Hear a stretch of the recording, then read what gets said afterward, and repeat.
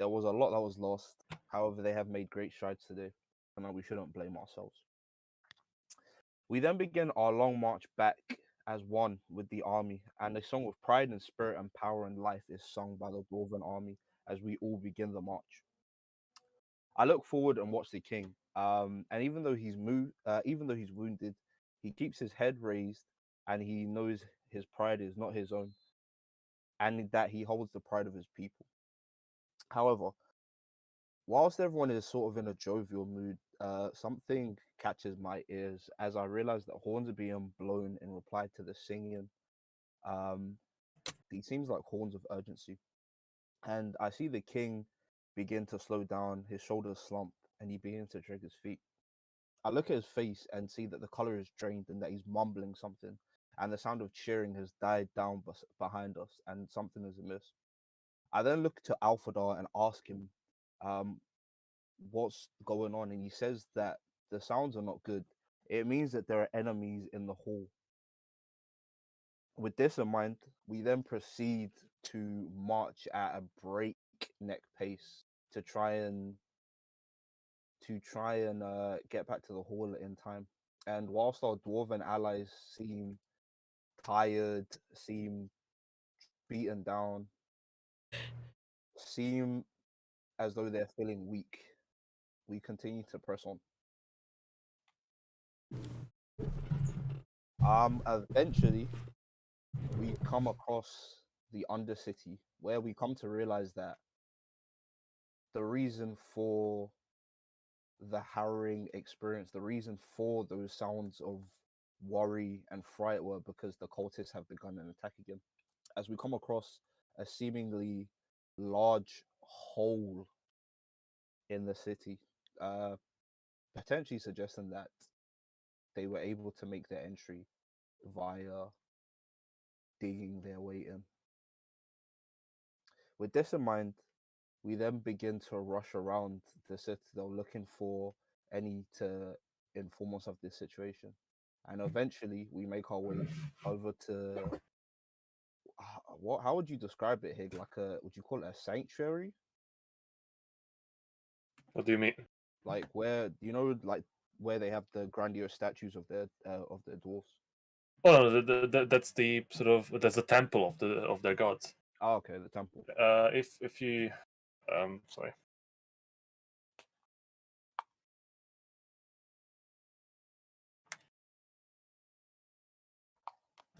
It is called the Hall of Dunation. The whole of and Dunation's the, is that the god of secrets Yeah, and treasure? secrets and buried treasure. Yeah, okay. Yeah. We then begin to approach said hall where we come into contact with a door a door that is completely composed of mithril that has three strange beasts guarding it as well as shadowy figures surrounding it. There also appears to be a barrier between us and this door, and as we begin to get closer, um we realize that no matter what we do, we can't get past this barrier. After trying for a while, one of the shadowy figures begins to approach us. Um, and after some banter between them and Adrisht and and Emma, You they definitely hurt her feelings, yeah, she wanted to be friends.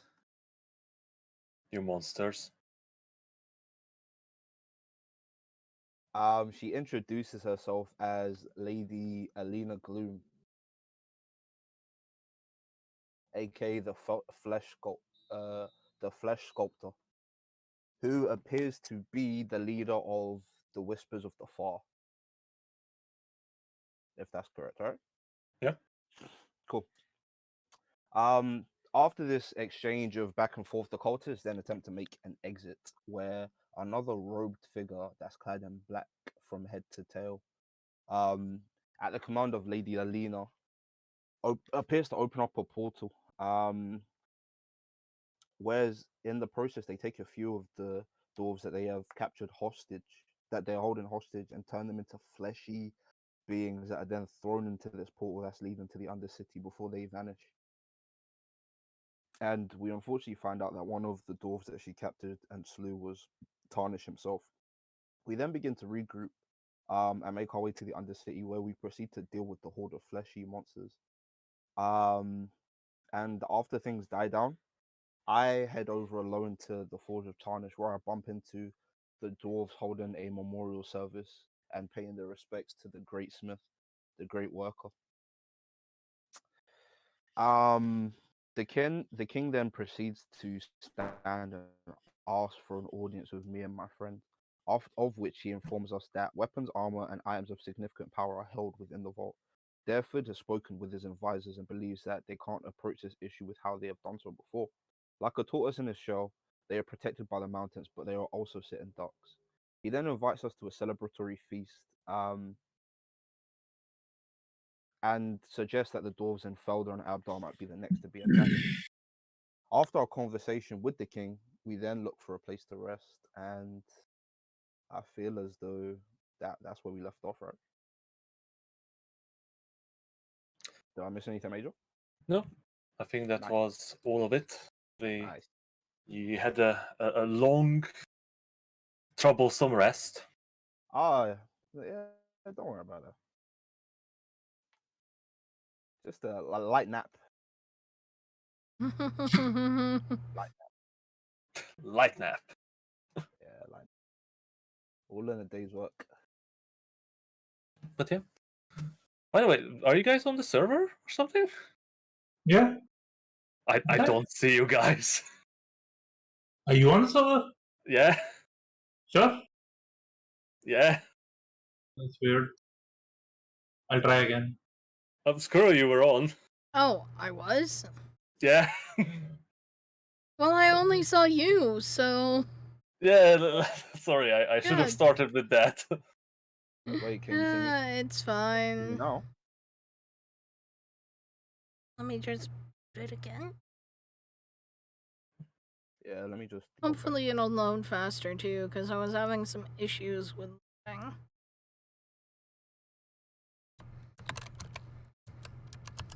Oh.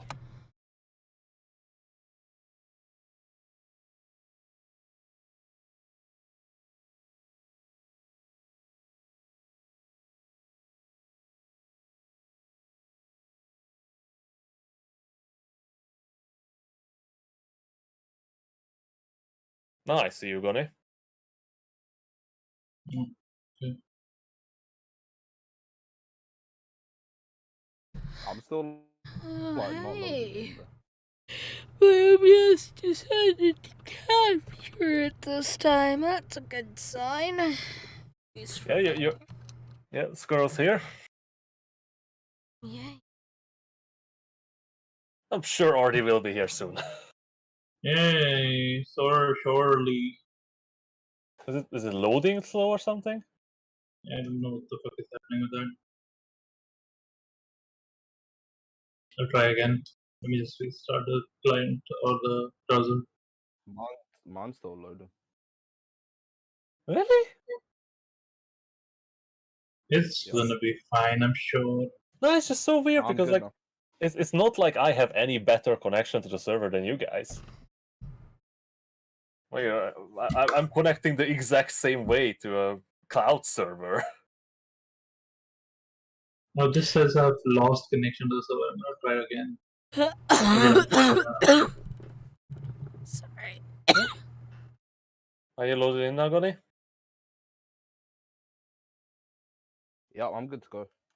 Alright. I'm good to go. So, and Artie will join us shortly. Artie will be Artie. So, I think we actually ended the session with a dwarf a dwarf cleric coming in through the door, and me hearing Squirrel through her mic, right, and inviting you to follow her to the ceremony. Yeah. So yeah, once again, you gather your belongings and enter the Undercity from your designated sleeping quarters. You see that the lowest level of the city is entirely covered in soot. The walls are blackened by the flames, and even you see the stone has cracked in places. And you see that the dwarfs begin to work immediately on that large square hole in the ground. You see that work has begun to construct some sort of latch or door over this opening.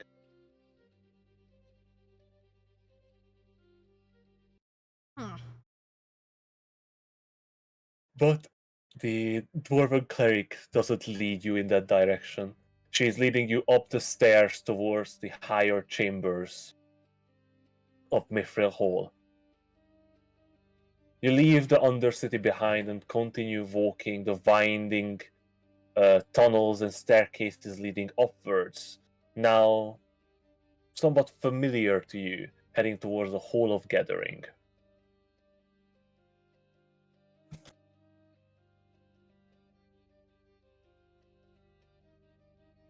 After a short time of travel, you begin to hear the distinctive chatter of dwarven speech, as you hear them talk amongst themselves through the large, grandiose open doors leading opening from this corridor that you're heading down. Cool. What's the chatter about? I speak Dwarvish. It's difficult to make out as a lot of people are talking. As you enter the chamber, the closest people who you sort of not really eavesdrop on, but catch a couple of words that we are speaking, seem to be talking about a person that died that they both knew. Okay. And that is fair. just seem to be agreeing on that they shall raise a mug to their honor and to their glory.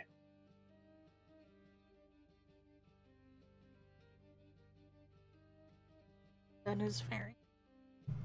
As you stand in the grandiose Hall of Gathering, you see that the great throne at in the back is still standing. Well, not really menacingly, but with just radiating power, with the king sitting atop of it.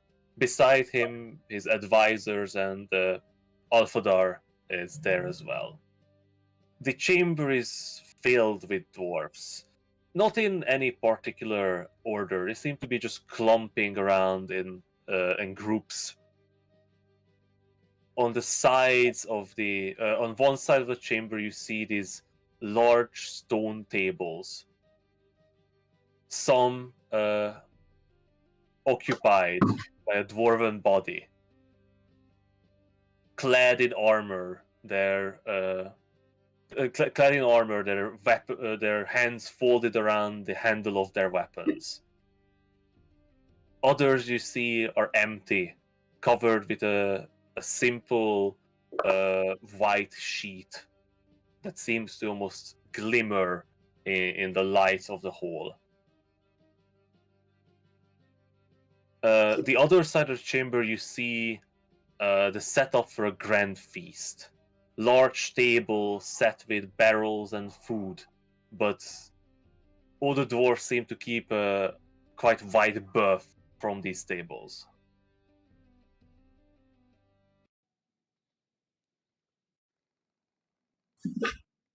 All right.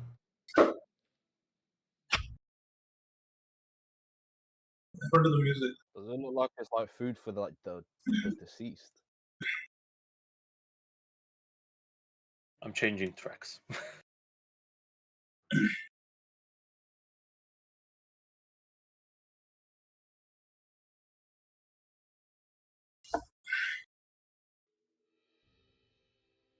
That's not the right track. That's a very weird music to play. Yes. Uh, uh, is this the right track? Nope. Where's my... Give me a moment.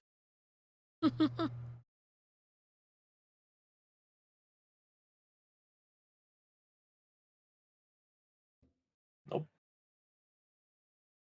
Did I lose that track? That's bad.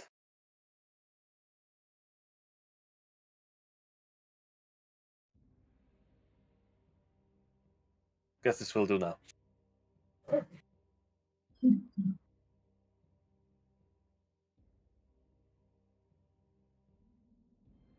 You walk into the chamber, and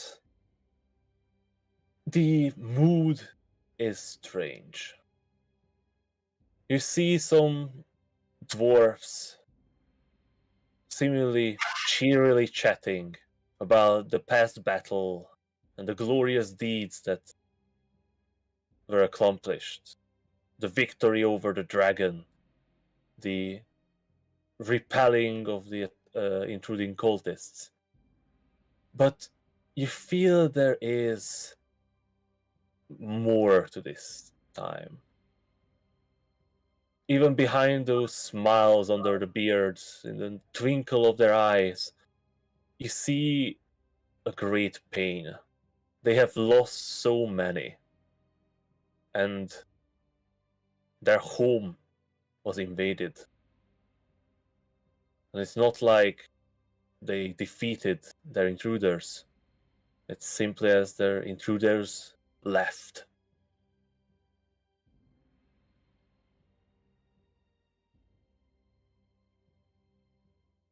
Others are even less cheerful. You see dwarves who stand by the dead soldiers, the dead citizens, on those elevated stone tables. Some in silent prayer, others in open weeping.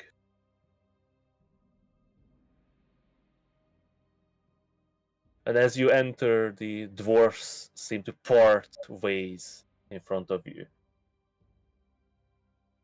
Not worryingly or with any kind of malice, but as in not really being sure if they should be beside you.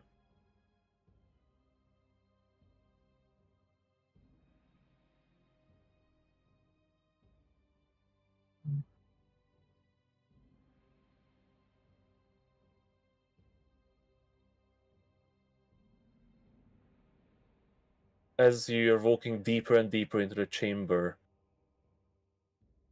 you watch the lights burn above all the dwarfs, illuminating the hall with this deep light.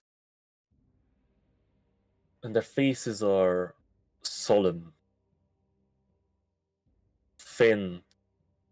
Their bushy beards are cut and torn in places, singed. Doesn't feel like a victorious kingdom. And as you're reaching the center of the chamber, you watch as King Darfoot signals and Alfadar steps in front of the throne in the same spot you watched the king speak from. And as Alfadar speaks, his voice echoes in the chamber, and all dwarfs go silent and look towards the throne. His voice reverberates between the grand pillars holding the ceiling, clearly unaided by magic. Simply the construction of the hall enhancing his voice into a booming crescendo that fills your ears as if he was speaking directly to you. My brethren, we gather today to honor and remember those who have fallen in defense of our great halls. We remember with great reverence the brave fighters who faced the dragon and sacrificed their lives to protect our people. We also remember those who were killed in the cowardly attack by the cultists. Their deaths were not in vain, for they were heroic, and they gave their lives for a noble cause. Let us not mourn their passing, but rather celebrate their lives and their courage. We must always remember the sacrifice that have been made to protect our kingdom. We must continue to honor the memory of those who have fallen. Let us never forget their bravery and their selflessness. As we stand here today, in the presence of our king and those heroes who've came to our aid, surrounded by our friends and family, let us raise our mugs in honor of those who have gone before us. Let us toast to their memory and celebrate their lives. May their courage and sacrifice inspire us to be better dwarves, to stand strong in the face of danger, in the face of evil, and to always protect our kingdom and our people. May their memory live on forever in the hearts of our people. In the name of Moradin, I say this to you, my brethren. Let us never forget our fallen heroes. With that, Alfadar signals with his hand, and you see a number of dwarves begin to walk in between the groups, each carrying these enormous metal trays laden with great stone and copper mugs, foaming on the top. Each carrying, maybe 20 or 25 on each hand. As they pass by, each of the dwarves take one mug, raise it in the air, and then drinks deep. One of these plate bearers are approaching you as well.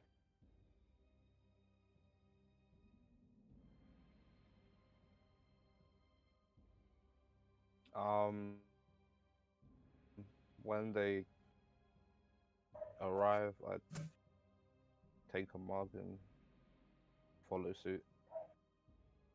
Yeah, same. Emma,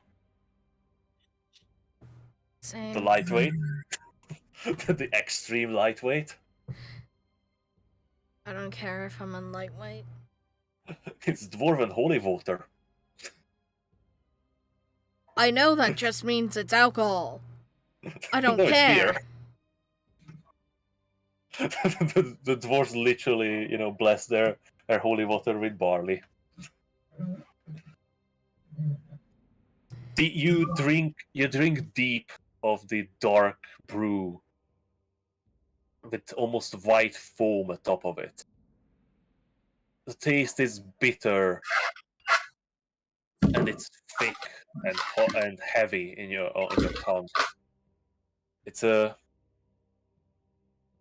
difficult drink, but as you drink deep down until the mug is empty, craning your head back as you lift, through the sort of haze of the drink, you watch as the ceiling stones glimmer with light, maybe just reflecting the torch, the torch and magical lights from the hall itself. But it is as if you're standing below a grand starry sky, dotted with light. But the moment you lower your mug, the simple grey and black stone ceiling looks down upon you once more. After this, the dwarves who have taken a drink start heading toward the feast. Instead of taking seats, each grab a small portion, plate it into small wooden bowls, and form small groups alongside the room. 5, 10, some even 15. Some sitting on the ground, some just standing by the grand pillars. And there's a great line forming in front of the king.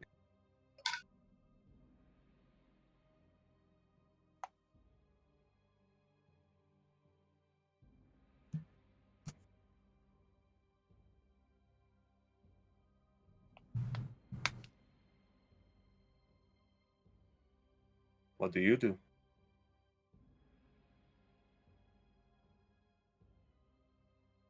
The line is forming for what exactly, sorry?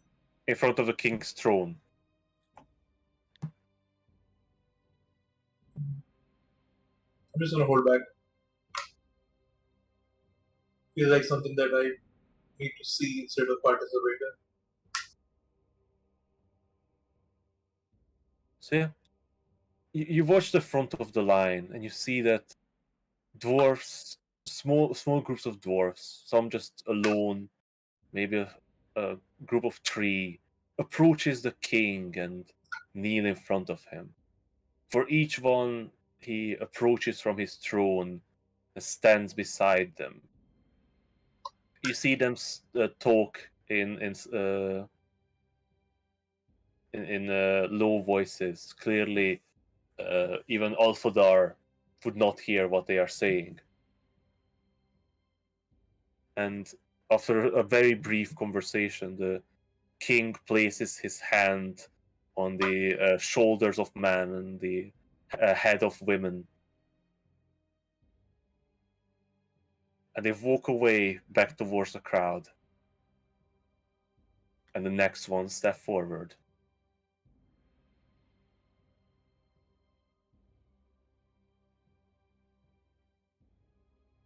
What do you do?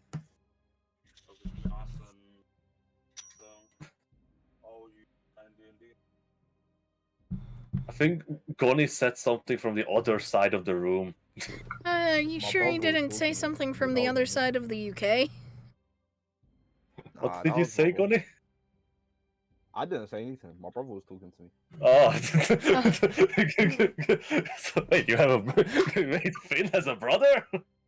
And he's here? Plot Yeah, Jim. twist. Jim Flowwind. Yeah. I don't think we ever established if you have any other relatives beyond your parents. We didn't do. But Yeah, maybe your I evil twin. What's the point of relatives anyway? They're only there for the DM to hurt you. Yeah. exactly. That's I tried true. to keep my family as small as possible before he starts threatening me. Talking about Oh, choose hero. I'm like, nah. I'm dead. no, that's the thing, you know. The less relatives you have, the more important they become. Man, my parents old, bro. They're retired, man. They don't live in the house. Trouble goes to their house. But bro, Hig, man, I'm not Audi. Yeah, I'm not a Trish. Oh, this family is fine. You know. Why would I do anything to this family? I'm Man, hurting because him. there's red wizards knocking about all over the place, bro. I don't trust you. No, I'm hurting him plenty already. Nah, that's true. So, what do you guys do? They're all doing the thing, man. Like, I don't want to just stand back and let them do it. I don't want to interfere.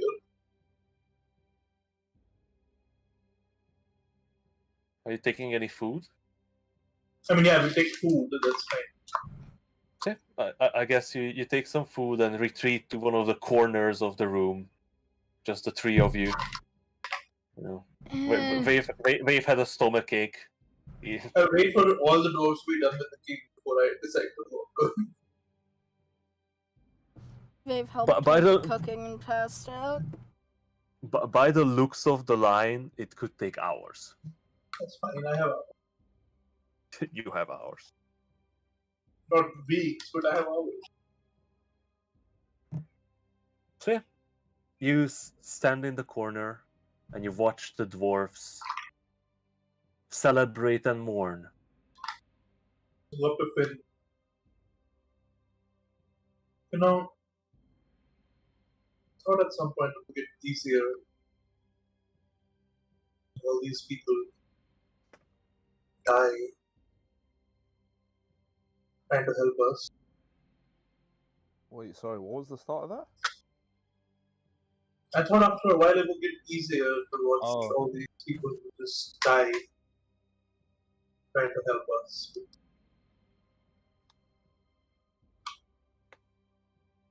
I think I've been through enough of these celebrations of their life. What's that? I don't really know if it ever gets easier.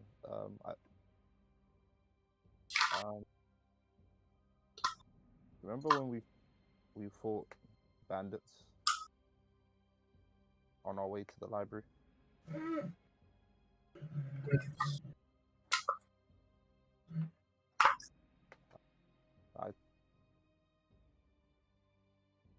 I still think about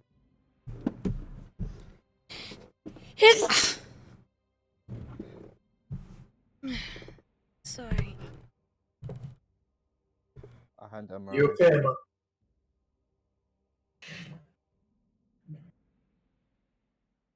Just the holy water getting to me some, I guess.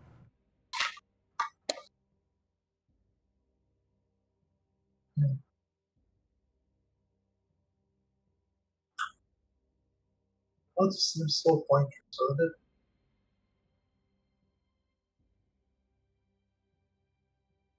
Hmm. It's like they're trying to hold back the tide. It just seems intent of wrecking everything around us.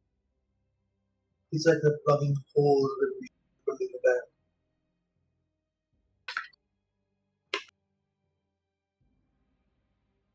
Did you guys understood what Artie said? I understood that he's underneath water right now. Okay.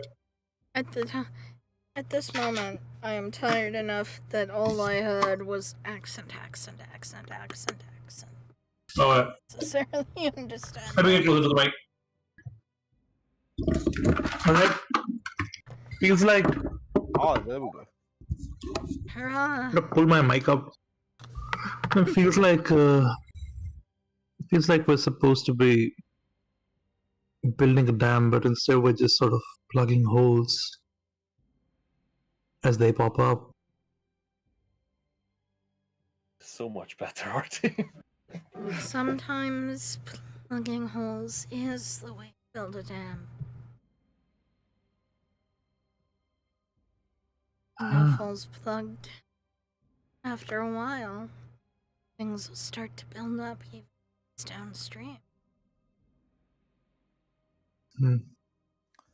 Shit, am I wise enough to be saying bullshit like this? Just check, yeah, man. That's how it works. Yeah. Sure. Downstream might be a town too far, though. It's too far for so many places already. It's too late for Cuerva. Too late for all these people in Metral Hall. Too late for a lot of Waterdeep. The only place we got into in time has been Silvery Moon.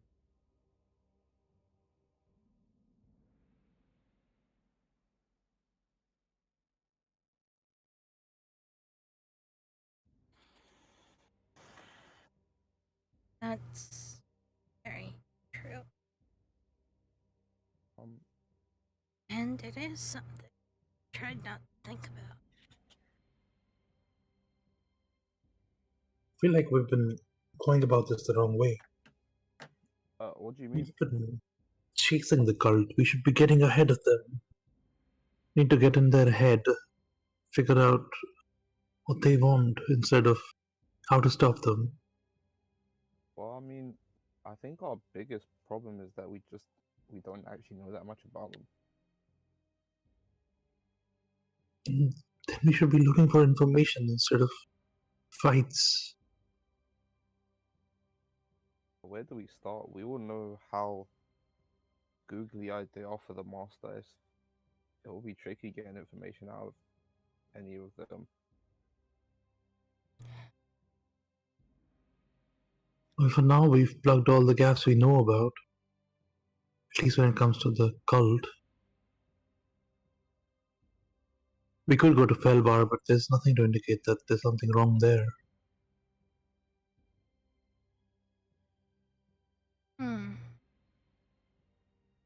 We could go back to Where do we Silvery go? Moon, talk to Doran maybe. It would be nice to see Doran.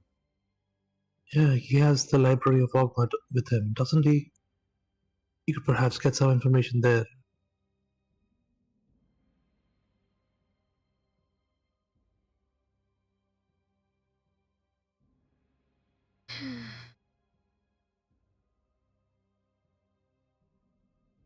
Need to find out about these people as well. There's Lord Ashgrave and Bloodmane and this new woman now. Witchface.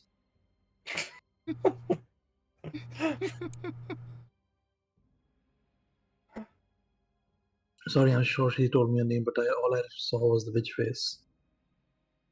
I believe she goes by the Flesh Sculptor. Something Gloom. Whatever. Oh, another long list. Another name in the long list of ones that we can't do anything about at this current moment. So we generally don't have a goal in mind. I feel like we need to figure out what they want to do next. Well, what about the information that we got from the tomb?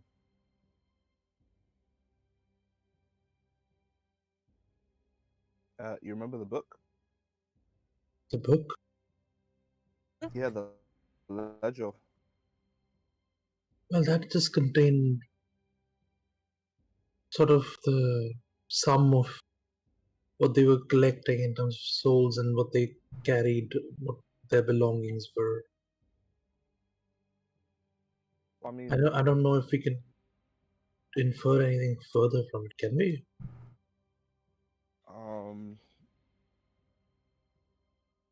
well, from the best of my memory, it's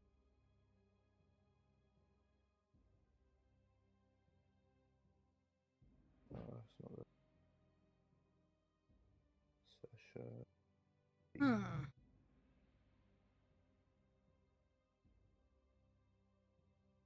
You know, there were others out there looking for ways to stop the cult.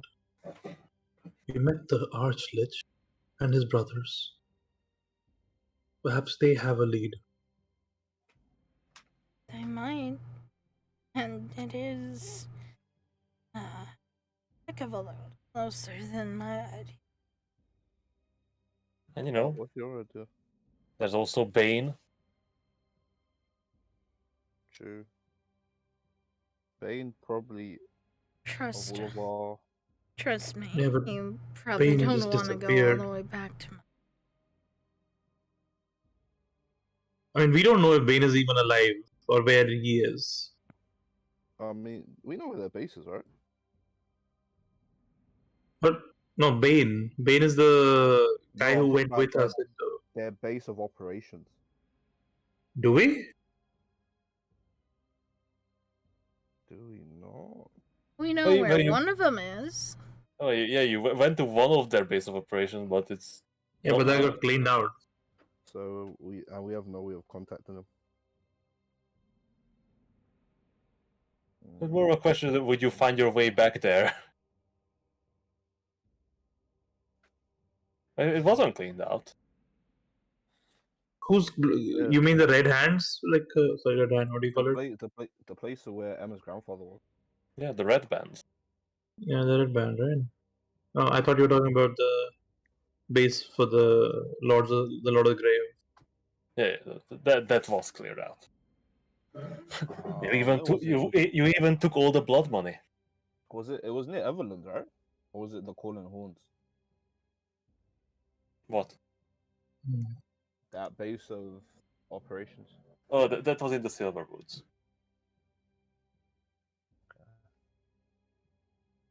And then there's the whole nonsense with this Akabosh thing. I think that might be something that I just kind of need to bite the bullet on it, with, especially seeing as we're here. Do you know what's here that had you so troubled? I don't really understand it. All I know is that I want to be rid of this Periapt. But the way you talked about it, and that verse you got from them, made it sound like something that you don't probably want to help them with, right? Seemed like something that was very rightly trapped in a prison. Perhaps is too much of a risk to let it out. I understand where you're coming from, Adrift. That's how I was feeling, but I don't know if this is something that we should keep with us. But keep or not, I don't think hurry in delivering it to them. It just feels like another one of those threats that we're not quite prepared to deal with.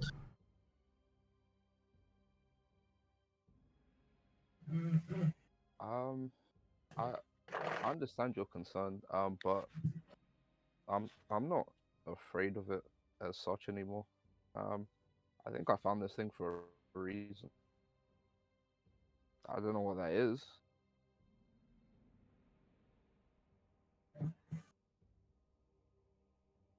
Also, what is the fellowship? Emma would know that, right?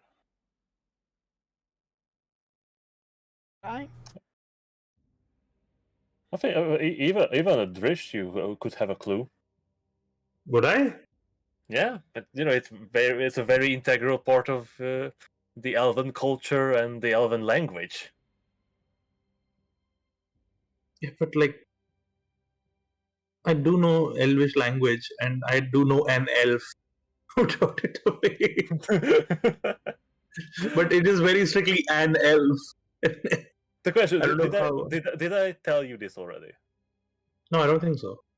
Did you? I mean, Finn wouldn't know, but it's So I mean, the verse that you gave to Finn was like, it had both hold their guard forever vigilant, making sure their promise to the fellowship is upheld till the end. Yeah, and I told you how the fellowship was written out in Elvish, right? Did you? yeah. It's a noun for the pantheon of the elven gods. Mm. It was Saldarine. Oh, okay.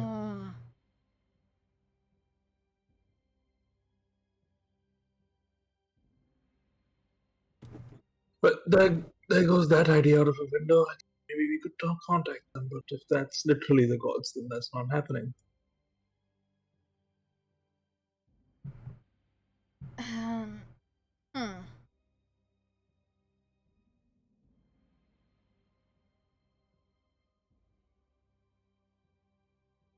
But yeah, I'd like to get it over and done with, because at the end of the day, they've had opportunities to maybe harm me or harm us, and they haven't. If anything, they've just guided me. Yeah, because a tool right now. It's the same as me with this shadow. It's gone out of its way to save me in situations where I should have died. But it's not because it's some benevolent creature. It's doing it because it wants something from me. Addressed? Like So yours. Better than mine. I have a question, Josh. Mm-hmm. What are you going to do with the orb? Oh, the orb. The shadow, the orb.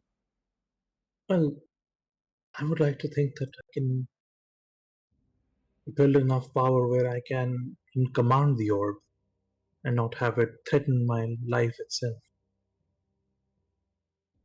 The shadow is just helping me keep the orb at bay.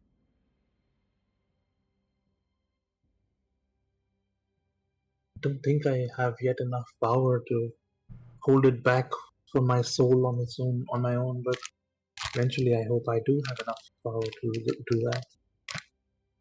And the hope is that I don't have to make a decision about the shadow until then. And the Forgotten Queen. Well, she seems a more pleasant entity than the shadow, but honestly, I just don't know.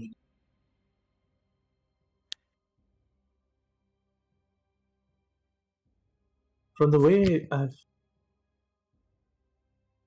from the things that I've been told, it seems as though it's very much either the Forgotten Queen or the Shadow, not both.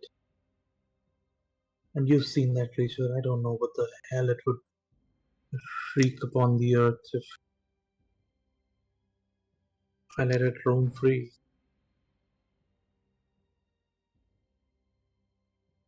But you also don't know who the Forgotten Queen is.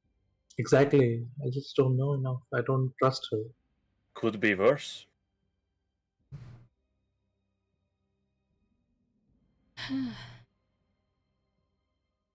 You know, she tells nothing about herself to you.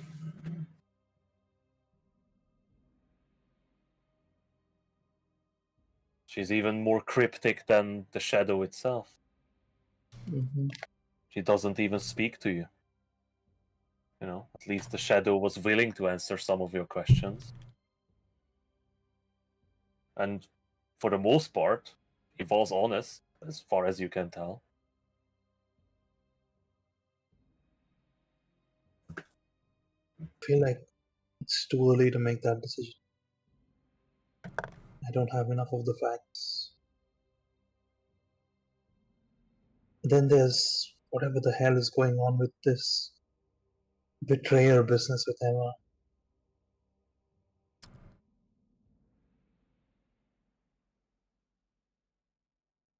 Emma, Yes, addressed. do you know who your father is or mother is?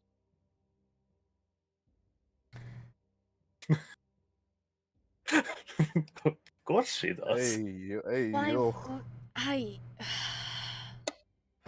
She needs to look up in her, in her backstory, but she knows. Not the ones that they've told you about. The ones that,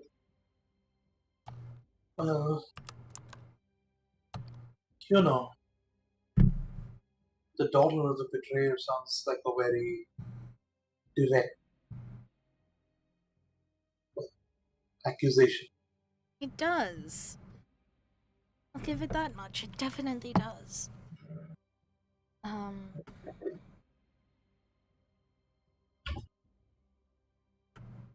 So perhaps time to find this betrayer?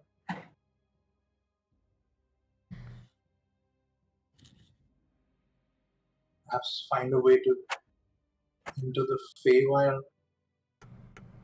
You don't know about the Feywild, right? Do know what about the Feywild? That it exists? Yeah. Because I'm pretty sure we don't even know that the Shadowfell exists, right? Yeah, but it doesn't exist. Yeah, exactly. It just doesn't exist. That's not a thing. Actually? What? Yeah, that's not a thing. Wait, what? Wait, what? Yeah, it doesn't exist. It never came to be. How does my Warlock Pact work then? What do you mean? I'm a. Your Warlock Pact is with the Forgotten Queen. No, I mean like in mechanical sense. What do you mean? It's supposed to be a Shadowfell creature, right?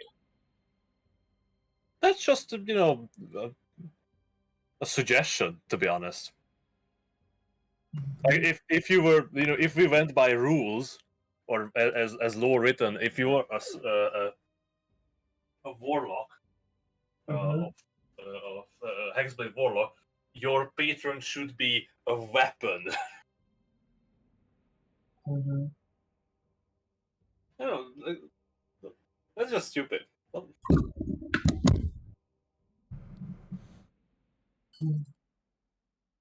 No, like Guys. you just got the features basically from that Warlock pack, but your patron is the Forgotten Queen. Addressed, I think that this is a matter perhaps best discussed. Not during a time of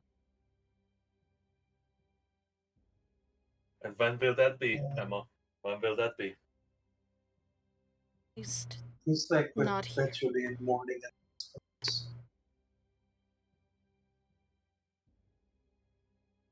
Exactly. Even the shadow magic sorcerer is like it's magic that comes from the Shadowfell itself. So I always thought the Shadowfell existed. I didn't realize that it just simply doesn't. No, it does. I told you this at the very beginning of the campaign. The Shadowfell does not exist in this setting. I Oh, thought you did. we just didn't know about it at all. No, I thought it was like because completely undiscovered. No, that's why the Shadow Dragon was a big thing. That's why no one ever heard of a Shadow Dragon. I thought it was something that nobody knew about. I didn't realize it was just like a thing that did not exist. No, it doesn't exist. So all of the shadow things come from the Feywild.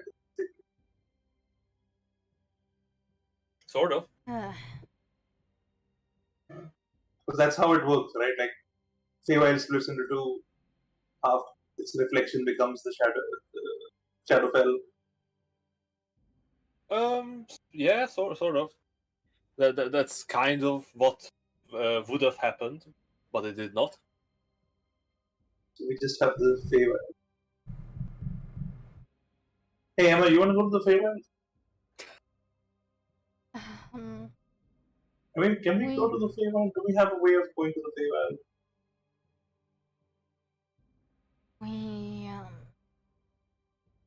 It would be an adventure, and I'm not entirely sure that I'm welcome.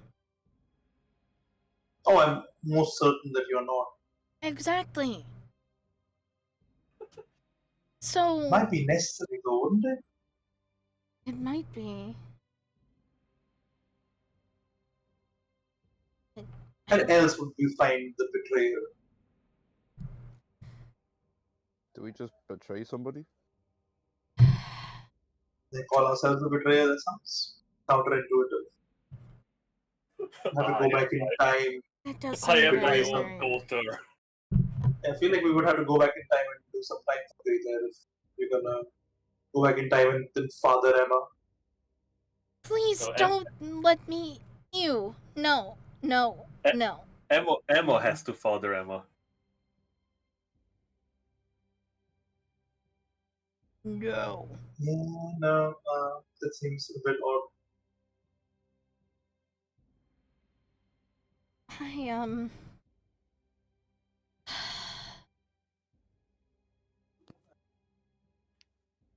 scared. Addressed. That's the main thing. I'm scared. Scared But of you what it want could answers? mean. Of course I want answers. When don't I want answers is probably a better question. But it's fear. It's all consuming. It's paralytic, really.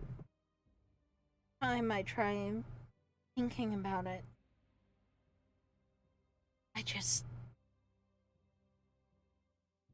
everything.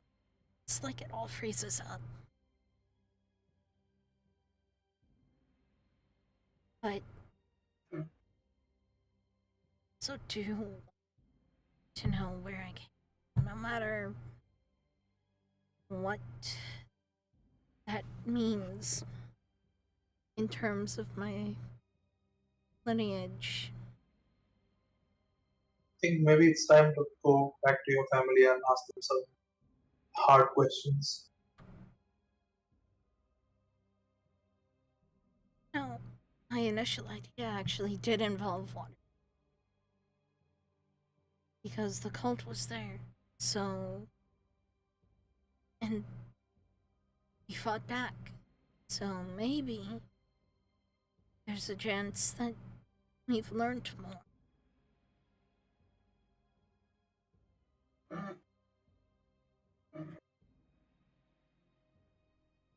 Feels like we're retracing our steps.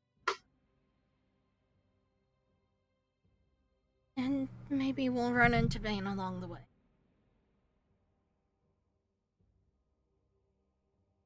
So is that the course of action, to retrace our steps?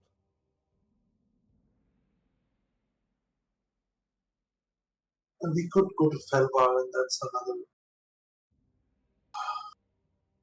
we could do. Or we could go find the geologists up in the mountains. Feels like something that is a little bit of a lower priority. I mean, I'm all for saving all the geologists I can, but that feels like something that is a distinct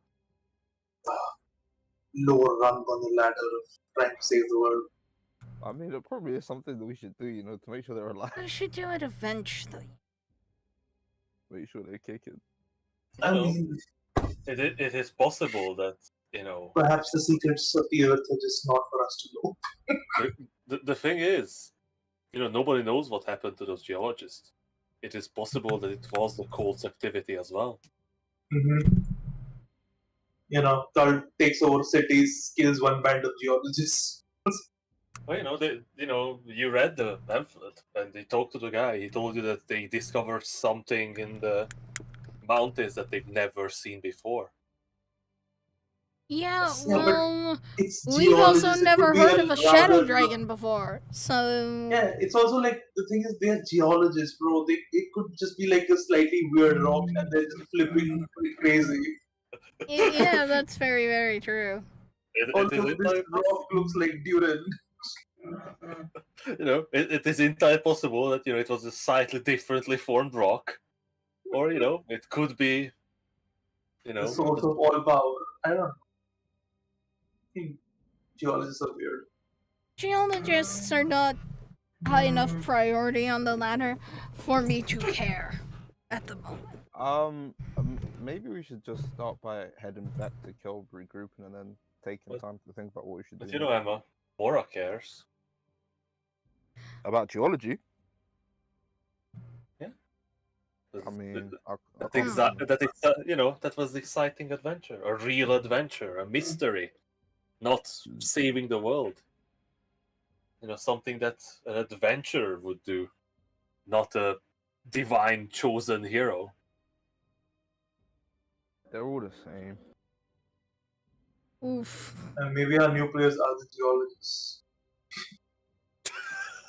Oh my god. Oh my god. Maybe. Wait, what did you say, Adi? The group is joined by 2 geologists. God. Yo, Adi, if our characters dies, can we make? Can we make? Well, I mean, inhabit that party. How close are we? Well, not very close. What was the place that you were told about the geologists? What was the place called? So, the party of geologists went missing in the northeastern part of this of this area. Mirkwood. beyond the cold woods in the ice mountains. Damn. Okay. So beyond the lurk wood, basically.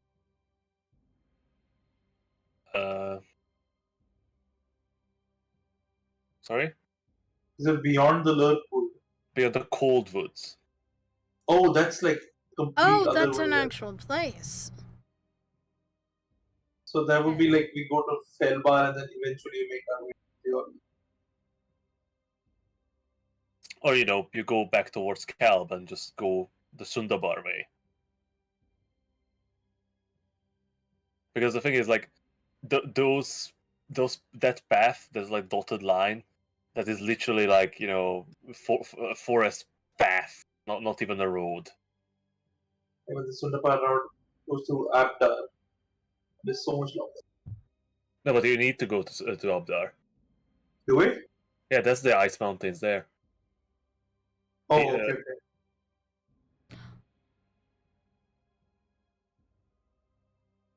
Yeah, but we kind of could go through Felbar and like have a look at what's going on in Felbar in case they need some help. But Darefoot said that he dispatched his men already. Already? Yeah, he immediately sent messengers both to Felbar and Abdar. I feel like that's another thing. I've got a crazy idea. They taking the Underdark routes, Underdark paths to get to the. They're faster.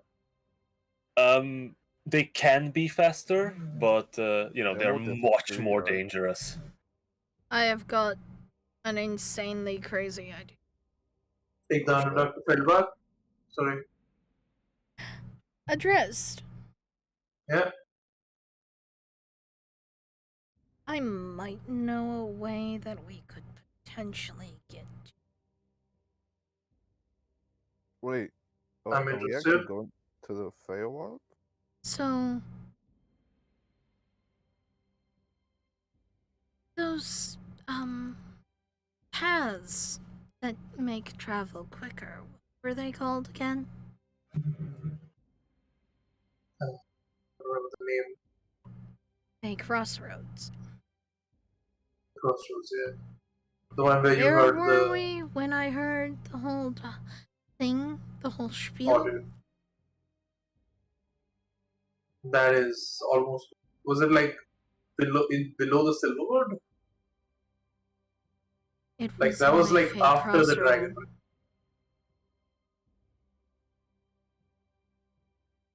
That was before or after Lost and Soul.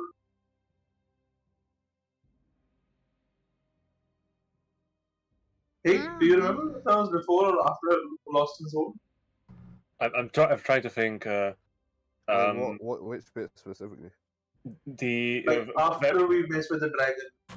I think it was before the dragon when you didn't go to Everland, you got to the Calling Horns.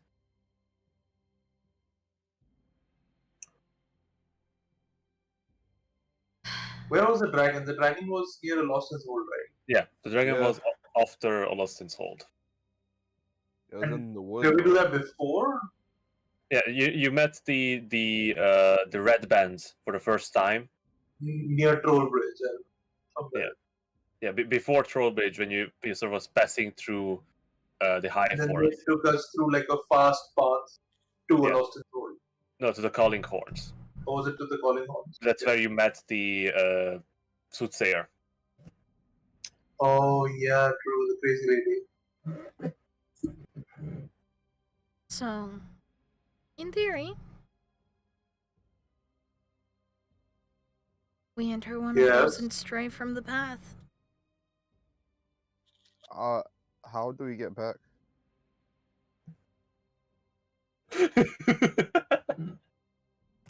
Imagine the crossroads come back, wouldn't they? In theory? Could you explain the theory to me, please? Ben, that's something people tend to say when Oh yeah, I knew that. I just wanted you to say it with your own. What Emma means here, Finn, is that when she say that in theory that means I hope. Eventually, we'll figure it out. Is a general idea. Yeah, pretty much. I'm I sure mean, I can if there's understand. a why she- way there should be a way back. Yeah, but I'm asking And if that way back is gonna be honestly, available for us. if I'm I hated don't know. enough, they might just I want don't know me anything out. about the Feywild. Well, yeah, that's true. I don't know anything about the Feywild either. Have you ever been to the Feywild? Have you ever heard about the Feywild in detail?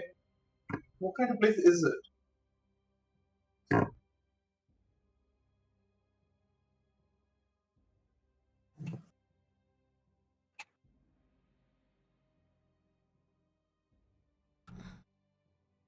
Ever?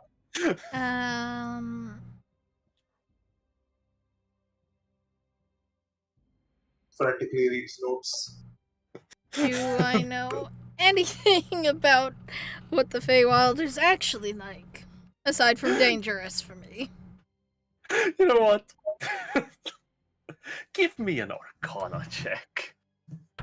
Ooh. No, Emma. Oh, fuck. You know the one that comes from the Feywild. No, she's not. She comes from Waterdeep. She knows fuck all about the Feywild. Yeah. You know that the Feywild is a different plane of existence. Bruh, I could have told you that. This is where the Fey come from. And I might have been born there. So what I'm hearing, Fen, is that you think you're unsure about this.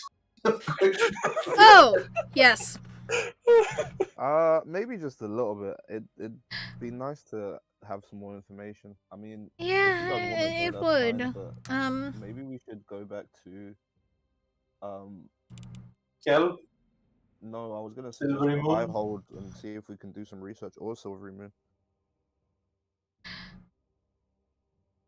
And then, before we plan anything in terms of travel, I need to sit down with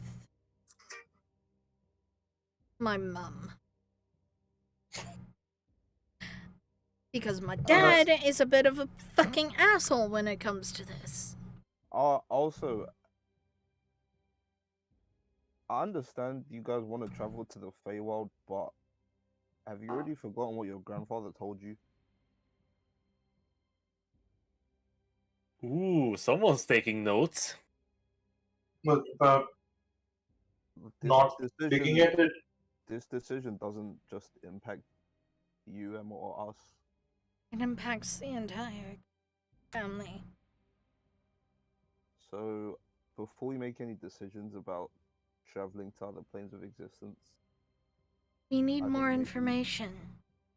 maybe you That's should take some time to think about what's important to you, Emma. I think we should just go back to Silvery Moon, talk to Doran. I'm sure he's been doing a lot of research in his free time. Yeah, I really missed Doran. It feels do like I haven't I. spoken to him in like a year. Yeah. Feels like we just don't know anything about anything. He's not around.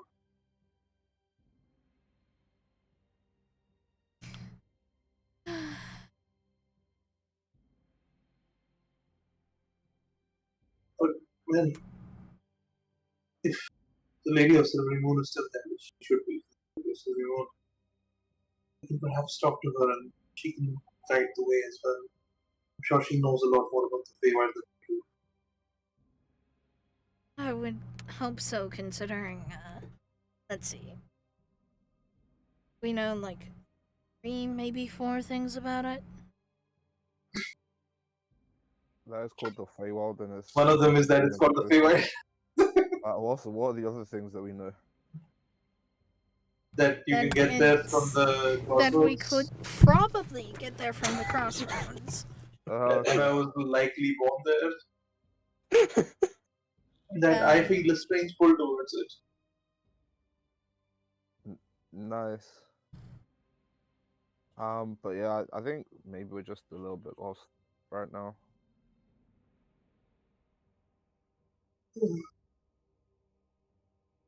That's a good descriptive. Right? I feel like talking to the king again would also perhaps shed some light on what to do next. Is Alfredar free at this point? We've been talking for a while. Yeah, you've been talking for a while. You know this conversation. You've engulfed yourself in remembering what happened and contemplating what to do next. And you weren't paying much attention to what's happening around. And the dwarves seem to have given you quite a wide berth, not really intruding on your conversation. During while you talked, you did catch a couple toasts in your direction, sort of thanking you for your bravery and your help. Oh, we acknowledge this, definitely. But they never really approach you directly and bother you in your work. But by this point,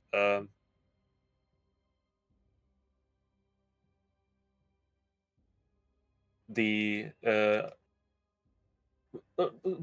quite a lot of time has passed, and you see that the line to the king has cleared up, and actually he left his throne and with just two guards by his side joined the crowd, taking up the same small wooden bowl as everyone else from the feast. But you also notice that quite a lot of dwarves have already left. The crowd has thinned out significantly, and a lot less people are standing around, chatting or sitting. You see that generally the chatter has died down a lot more, and Alfadar actually moved over to the area where the dead has been placed, and is sort of leading a small prayer with a lot of dwarves kneeling or crouching beside the tables. Perhaps after the prayer we should go talk to him.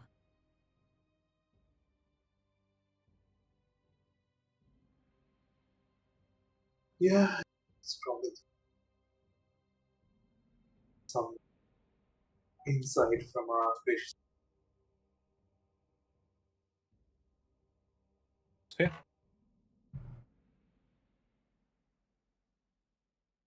You do not need to wait long. As you watch as Alfadar finishes his prayer and lets go of the hand of the dwarven man he was holding and leads them to their continued prayer, you see him heading through the crowd towards the king, and as the king notices him, they both seem to be approaching the group of you. Or maybe they'll come to us.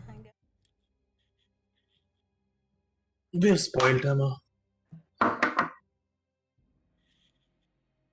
These people are way too nice to us. Oh, You know, you did save their kingdom. We did do that, didn't we? no, we were there. We mostly just reaped the benefits of the dwarves giving their lives for us. Honesty doesn't really add up for Madrish, but that's not the end of the story. Being humble. It's more survivor's guilt than anything else. Yep, probably. Oh yeah. So, as Alfadar and the king approaches with the guards in tow, they stop by you, and the king speaks. I am once again grateful, and I thank you for joining us in this occasion. I know those who've joined Moradin in his great and feast hall smile down upon us as we remember them. I wish to speak with all of you if you would join me. We should have just let Hig do his thing. What? Yeah, really privileged to talk to you as well. I, for a moment, did not realize Connie was speaking out of character. Oh. I was like, what? Oh, What? I wasn't doing my Finn voice. Uh, Yeah, I wasn't See. speaking like this. but yeah, and they sort of beckon you towards the back of the chamber. We will follow. Join them. You pass through the crowd, and as the king walks amongst the dwarfs, you see some reach out a hand, and he grabs at their forearms and squeezes their arms as he passes by.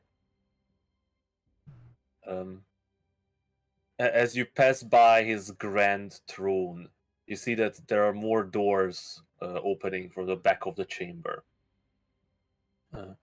You're led through one of these side doors, and you find yourself in a dimly lit chamber, which the guards walk around and light a fire in the fireplace at the side, and light a couple braziers in the corners of the room, dispersing the darkness and revealing this sort of meeting room. The room has a large stone fireplace on one side. The door opens from across. In the center of the chamber, this enormous rectangular stone table with heavy stone chairs surrounding it. You see 3 chairs on one side, and on the other 3 much smaller chairs surrounding the table, at least 20 of them.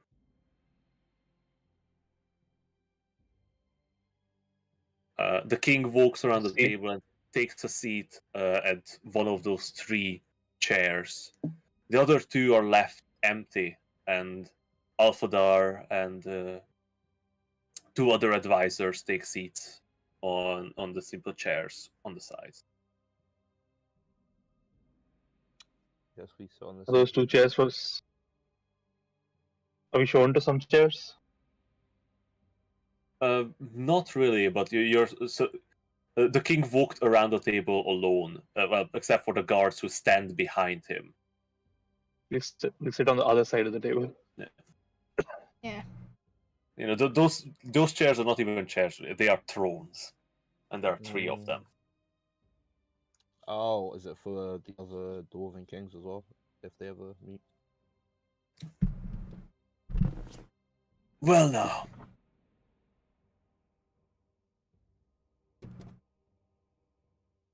I cannot thank you enough times for what you have done, but I wish And to. yet you thanked us one time too many already, Brad.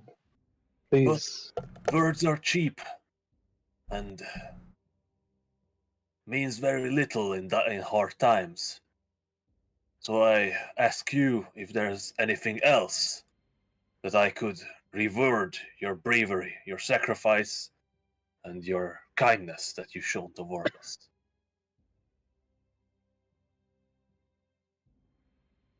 Well, for one, we would like some information.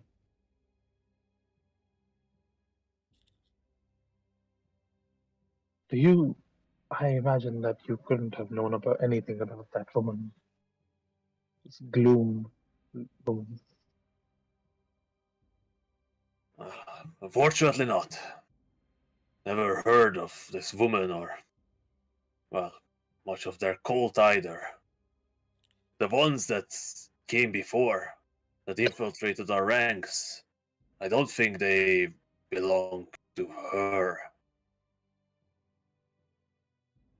But do they belong to Ashgrave then, or perhaps Bloodbane? Yeah, that's the one. Bloodmane. We found some things, some letters, mostly just scraps But that name appeared. Anything significant within those letters, within the correspondence? Anything that would point to any plans, any future endeavors that they might be engaging in? He sort of lowers his head and shakes it, his beard going to side to side. Afraid not. They tried and succeeded mostly in destroying all of their possession and crimes when we unveiled their treachery.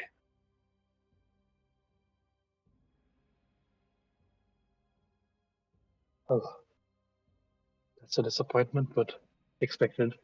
We attempted to capture them alive, but it was impossible. They rather ended their own life in horrific ways than be questioned about their actions. That seems likely. At that time, I only assumed they feared the retribution that would have come for their actions, but now I see that there was more there. They were hiding their true intentions. I was just telling my friends that it seems we've always been a step behind this cult. Mostly due to a lack of any credible information about them. Do you have any ideas about where, perhaps, we could go, venture, learn more about them? Any great places of learning within the Dwarven realm? Well,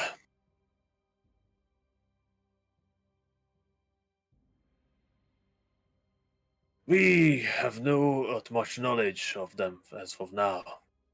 Still, I just sent out my people to our closest neighbors to acquire information, to inform them of what occurred here, and of course, to let us know what the outside world is dealing with. But I was told that these messengers of yours travel through the Underdark. Is that a faster route to Felbar than over ground? well, Lord Ashglade, there are no roads through the Underdark. There are narrow chimneys, treacherous slopes, and depthless chasms. But for those who are daring enough and have the experience that those men have, they can be faster. But it is uncertain that any of them will make it back. Or even there. I dispatched groups on the roads as well.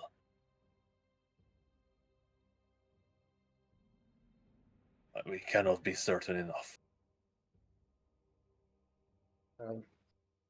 Hopefully some of them make it to Felbar. But in the meanwhile, there is one more question that I would like answered. If you seek answers and information, perhaps Silvery Moon might hold more. They have been the center of the North for many years. I even heard their leader, Alustriel, speaking about an alliance. A grand alliance that would encompass the entirety of the North. Not Perhaps only... that is a path we will tread. I have one more question though, and this might seem a little bit too personal perhaps, or well, more out of place, but the woman was very interested in what's behind the doors of your vault. It would perhaps help our quest if we were to know what indeed she was seeking. Hmm. The vault of Dumathion holds many. It is our ancient heritage, the creations of our greatest craftsmen, the ones that they've stolen. On the displays outside are mere attempts of replicating some of our current greatest craftsmen's creations.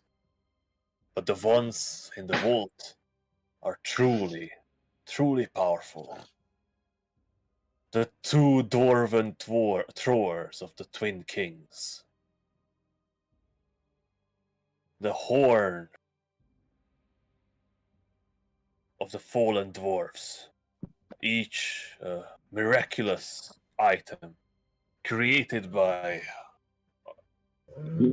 my people in the, well, during the first king of during the reign of the first and second king of the Mithril Halls. But I do not know of any particular thing that would interest such fanatics. Maybe they were just enamored with the weaponry. I mean, I'm sure there's many that would love to get their hands on ancient dwarven craftsmanship.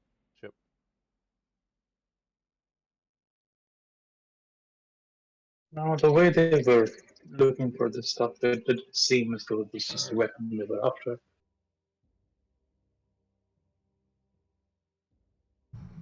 Seemed more than that. But that could be the case. So, in any case, I know it would be. These weapons were forged with old magic. The old ways that were mostly lost to us throughout many generations. It's unlikely that these weapons will ever be recreated or ever something stronger will be ever made by our craftsmen of today. Yeah, especially with the fall of Tarnish. That too. He was a good friend, and his talent was equal, if not greater, to the old creators. It is a shame that his last creations were, well, to use his words, useless knickknacks. Hmm.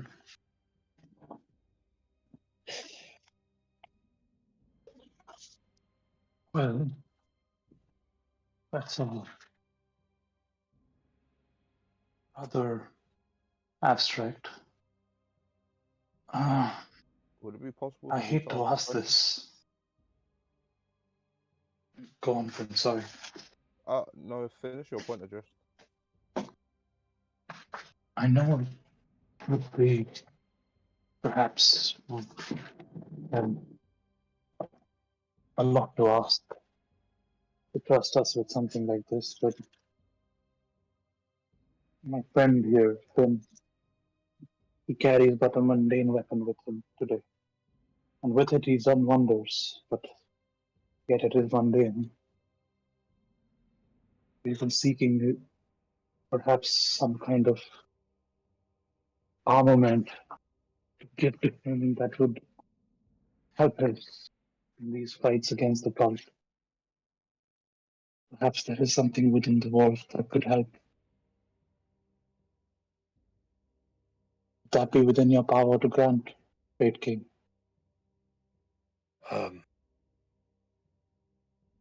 I'm sorry, Lord Ashley, but I cannot. Those weapons in our vault are history. It is my sworn duty to protect them, and they cannot fall into non-dwarven hands.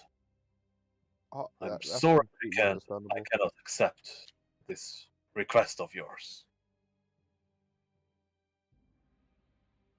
Um, Well, then I hope that you will outfit your dwarves with these weapons for the coming days. I feel our history will have to be what defends us. I mean, Adrish, we might not be able to get access to the weapons in the vault, but we were only here for really not that long. Maybe we could have some things commissioned potentially.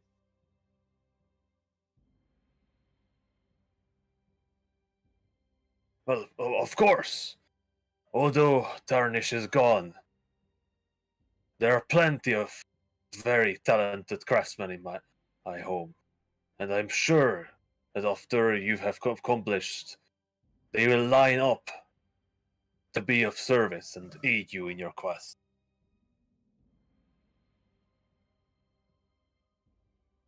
Well, then that will have to do.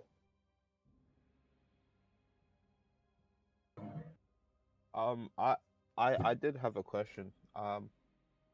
This may not be, if that's okay. This may not be too pertinent to you, but do you have any knowledge of tea or anything by the title of Akabosh?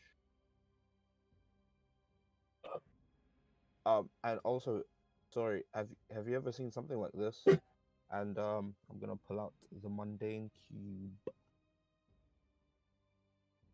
You place the cube on the table and you say the name Akabosh, and the king looks at the box, a bit confused, and he turns towards his advisors and Alfadar, and they all look somewhat befuddled. I'm sorry, Mr. Flowwind. It seems I do not, and nor do my great advisors have any knowledge of a person named Akabosh, or the nature of this box that you carry. Why do you think we would know about this object and this place? Is Akabosh, is this a person? It was more of a hunch. Based on your expertise with craftsmanship, I thought I might be able to gain a clue, and I'm not really sure what Akabosh is. All I know is that Akabosh is a title or a being, I believe. As far as I'm aware, Akabosh stands for um. Apparently, it has ties to, if I'm correct, ancient Elvish. Um, and as far as I know, it stands for an accursed monster. Its name forever to be forgotten. A killer of encountered blood, turning the land sodden. All who know them are forbidden to speak, and all who see them will tremble in fear. Banished to their prison, sealed and wrapped in chains, as long as the world stands, shall never be freed. Oath hold their guard forever vigilant, making sure their promise to the fellowship is upheld till the end, and secrets in their grasp, too great for the world, from divine minds in their grasp it fell. A haunting reminder, the greatest trickster who's proven the gods can be fooled as well. I know it's a lot, but that's all I know, and I was hoping I'd potentially be able to find out more. Something related to this thing also drew me to the region around Mithril Hall. What do you mean? Um, Why a monster that made the land sodden with blood? What kind of? Why would it be here in Mithril Hall? well, not Mithril Hall per se, but the surrounding scenery on the surface was eerily similar. Actually, when I first came in contact with this strange item, I saw a vision. And like I said, the area that it depicted was eerily similar to the area on the surface. What did you see, Mr. Fowen? All right, give me a second.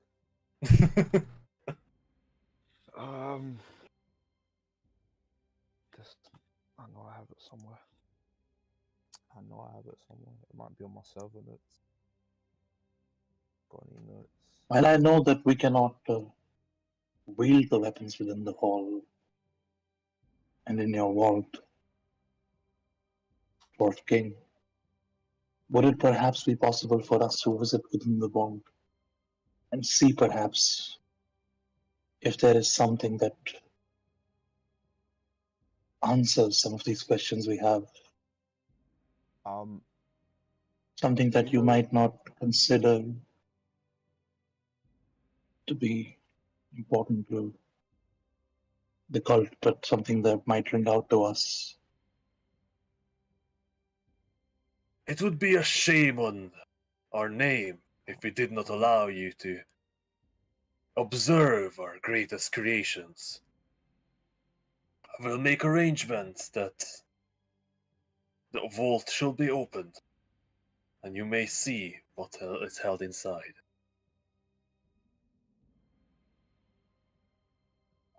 It might not. Maybe it isn't a good idea to open the vault at least for a while.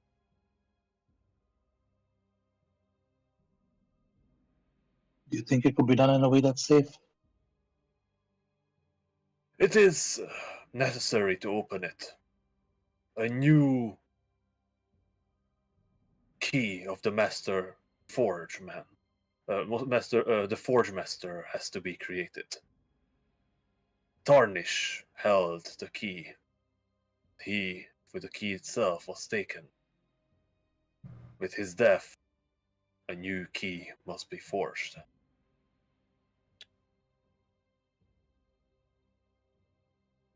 I'm gonna be back in a second, but to interject, the scenery that I mentioned previously seemed to be a landscape, a hidden valley between mountains,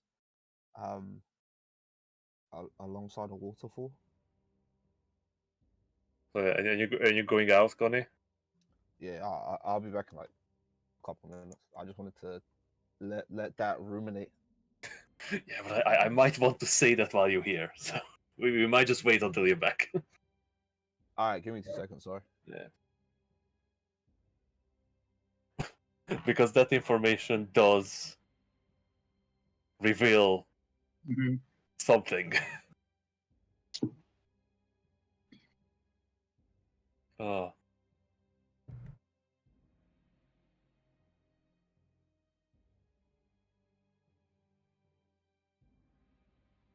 I'm very happy about how you guys handling this. Plans are made, ideas are thrown around.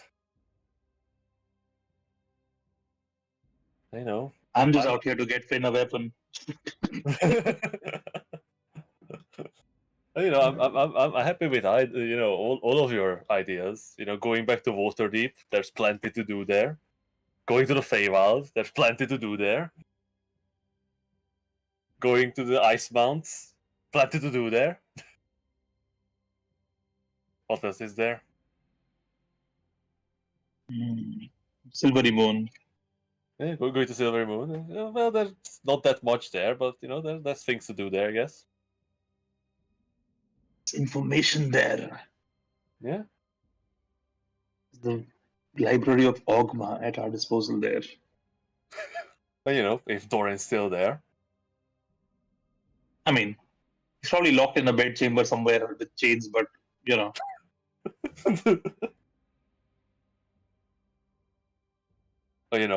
Maybe they already left. Both of them went to the honeymoon. Oof. She's not leaving Silvery Moon. Let's be real. They honeymooned in the Not after what fucking happened. library.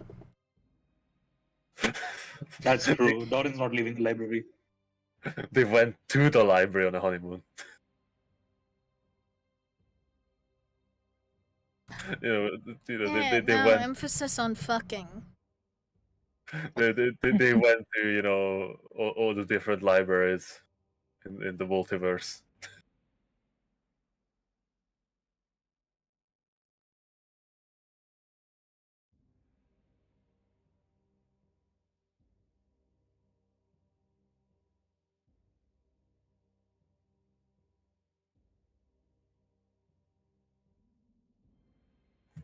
Or maybe they decided that was enough reading for now. God. Time to see a play. Doran? No, Doran he wouldn't. fucking. Doran didn't even want to watch a play with himself in it. There's no way he went to a play. They went to a concert. There's no way Doran did anything fun. Not even with his lady love. Especially not. Good. They'd be holed up in the fucking library. Unless she, commanded him, and I mean the spell. To do Dominate person. It uses no spell fucking slots. Gias him to do some fun shit. That's what it'd take. That's the right way to risk, casting high level spells during the arcane anomaly. God.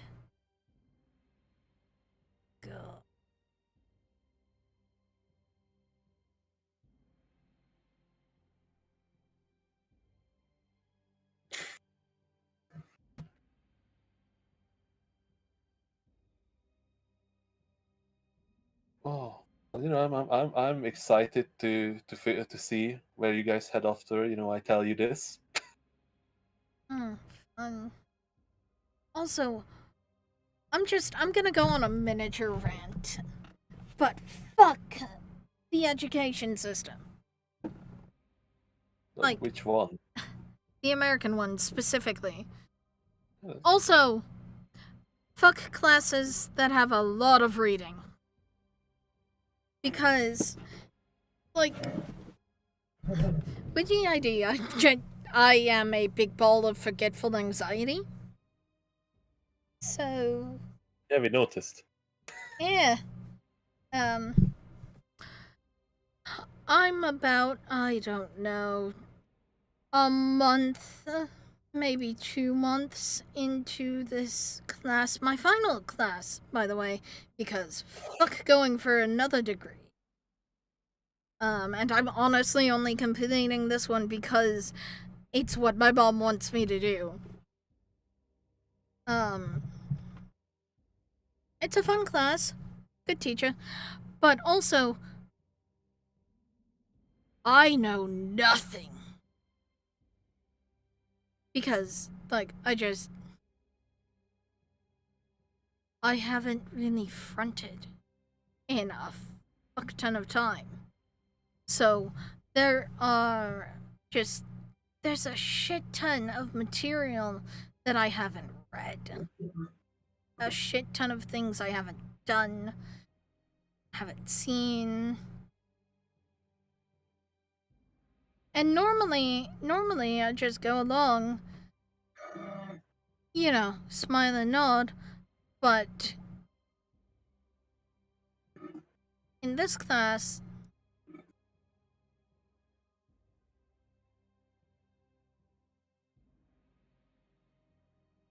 I fucking can't. Right, we just got done with week 6 out of 10. Granted, I mean, the only way I'll fail is if I somehow massively fuck something up. But still, I hate having to start all over. I mean, I guess kind of just...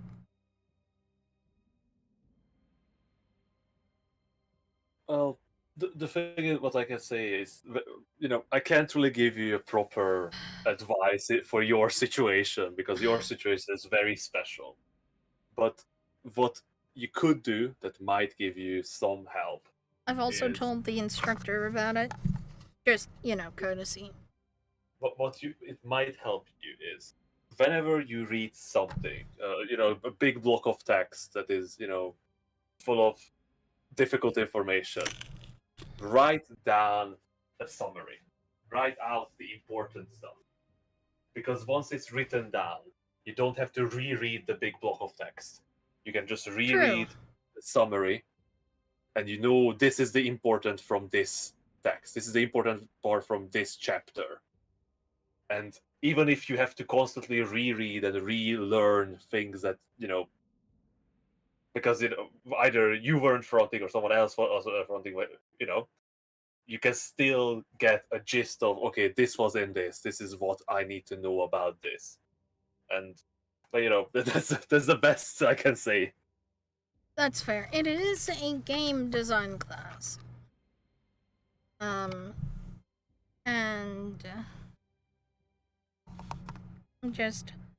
I love it. I'm just also ready for it to be out. So what I can say to you, which applies anyway, is go through it. Because even if you feel that you haven't learned enough, even if you feel that you missed out on a bunch and you don't know most of it, no, please, you're going to have a paper at the end. You're going to have, a shit little piece of paper that doesn't mean anything, but it matters. Exactly. Because fucking HR only looks at pieces of paper and title and stuff, and no matter how much experience you have, no matter how talented you are, that little piece of paper worth much more than that. Mm-hmm. And not because it. The means words that, are worth more than you are. That's how the system works. Not only that, but the thing is, that paper doesn't prove that you are capable of these tasks, or you have knowledge of that topic. It doesn't even mean that you're good at it. What that means that you were capable of going through that 10 weeks class. You attended the lectures mostly, and at the end you were able to present. True. I mean, some of them I was over by you for. The level of competence required to just finish it. To give back that information in a meaningful way. And that is what, a company or people need. Someone who is able to do, a long period. We've got a project due tomorrow, and it's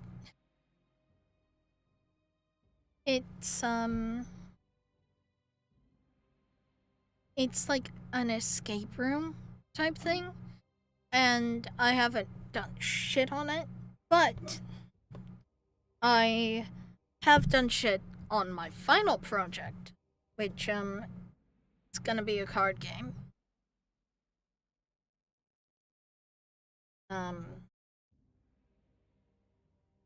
That just involves the full deck, take out the Joker,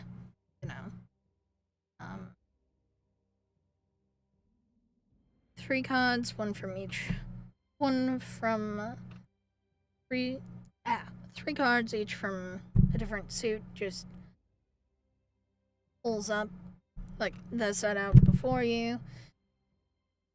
You take out the remaining suit, shuffle it, set it aside as its own deck. And then you place the cards face down, in lines, and turn them over and see what matches with the suit at like the top of the line. And then you use the final suit to just try to connect all the ones that don't match. And each of them have different things inspired, like, on them. each suit has different meanings, depending on if it's one of the main three or the side deck. And then the Joker actually comes into play if you play with friends too. Which basically, like, they can set the Joker on any card, on any line, and then they take that card and you don't know what happened, and it's like, I don't know, the Ace of Hearts happened because you were feeling sad or some shit because of, I don't know, the 3 of fucking clubs or something. Numbers equals severity of, like, the thing. I don't know, it's chaotic, but, like, the multiplayer catches, you have to kind of be true to what the card actually is that you put the Joker on. I don't know. Well, to be honest, it's been a while since I heard any kind of new game coming out that is played with a standard deck of cards. I agree. So, it's a good idea to begin with. Yeah, I mean, there are somewhere there are like, it's written out more fully, but it is very, I don't know, I guess I was watching Alice in Borderland while making it initially.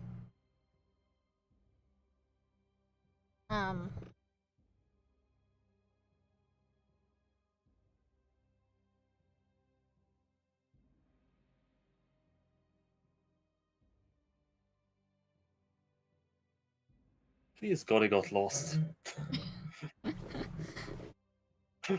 he was taken hostage.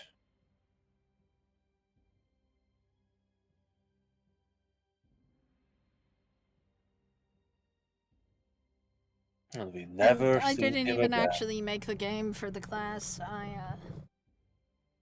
I just so happened to need, like, a solo card game that character in the book I'm writing came up with.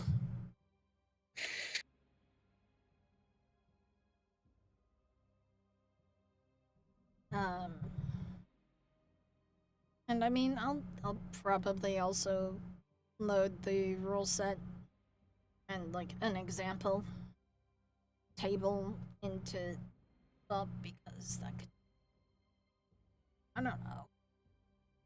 And there's also an achievement that is To uploading upload something. something that's actually a thing. Yep. To the workshop, so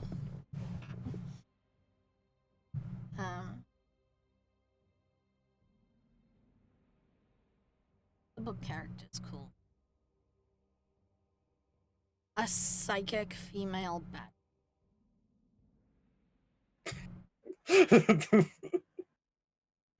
Oh, that's And, like, she uses ghosts to sort of help determine if something was a murder or not.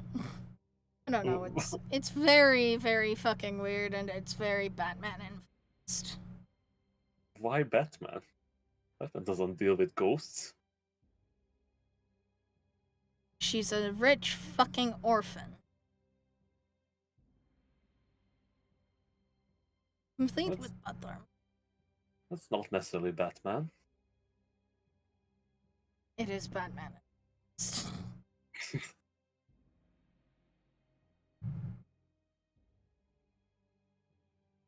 I may or may not have spent entirely too much time watching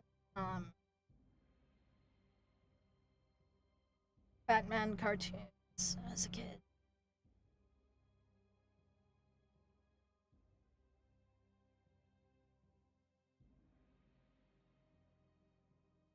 Like, Marvel's fine, but I don't know, I have a preference towards DC. And yet I still haven't seen any of their, like, actual TV shows.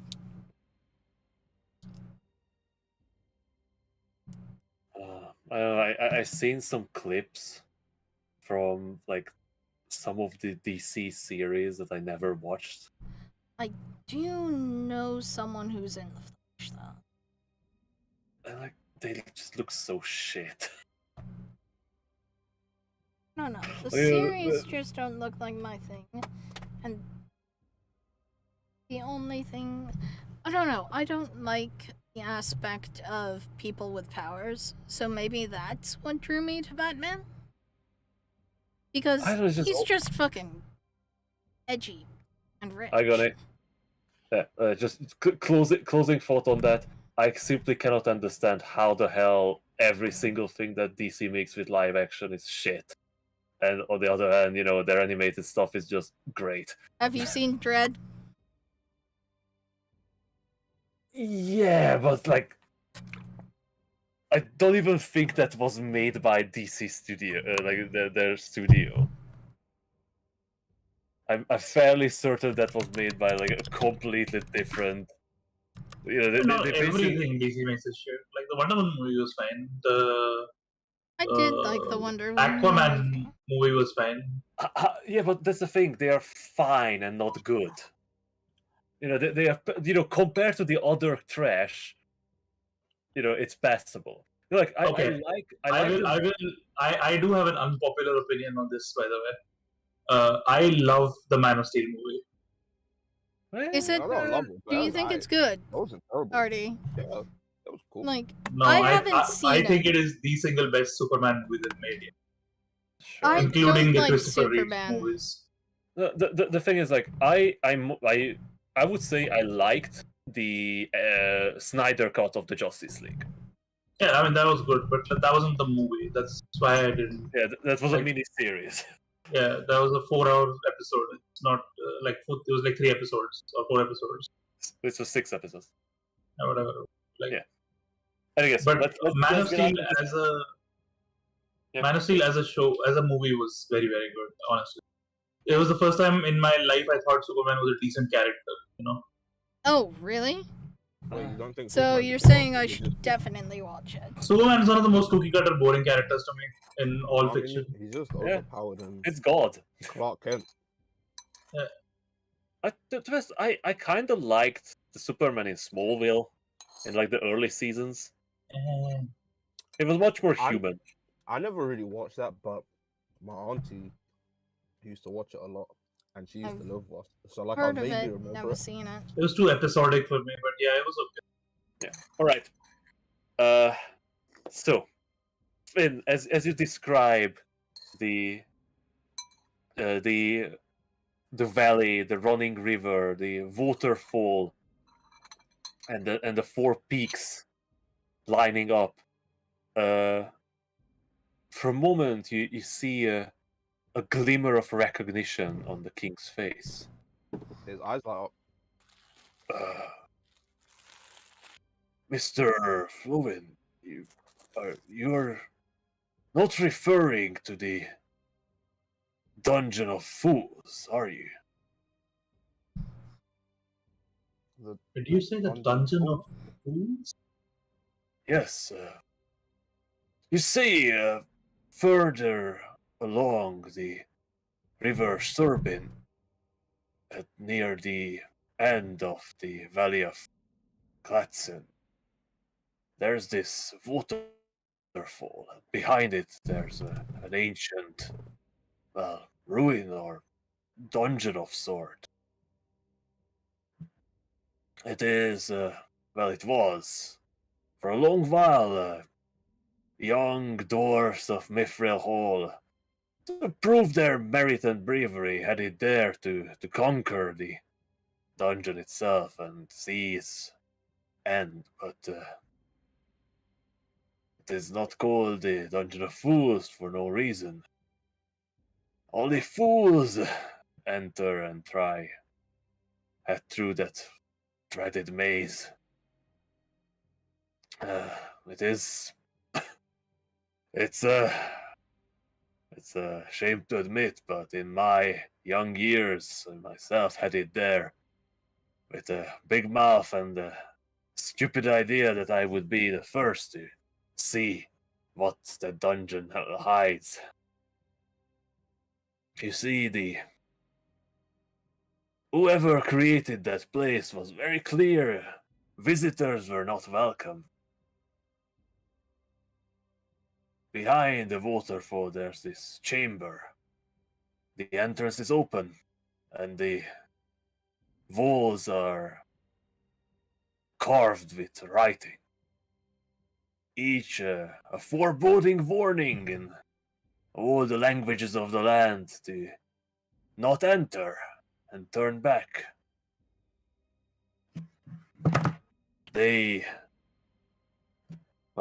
People say that there's no treasure. None. Just rooms after rooms of traps, labyrinths, and ways to turn you back. Well, on the first floor. And others say that whoever enters or reaches the second floor, they never come back.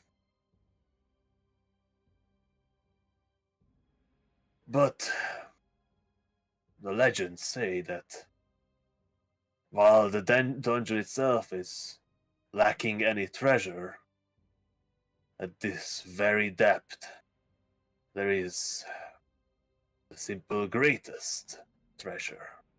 Something so unthinkable that there's no person alive who would have any idea of it. An incomprehensible mystery. But something so powerful and valuable that such dungeon is built around it to protect it. Something like a prison for Akabosh. Well, if that's what Mr. Fluin describing, might be the case. Does that mean that Akabosh may not necessarily be a person but an item? Like I said, I have no knowledge of this Akabosh person or thing.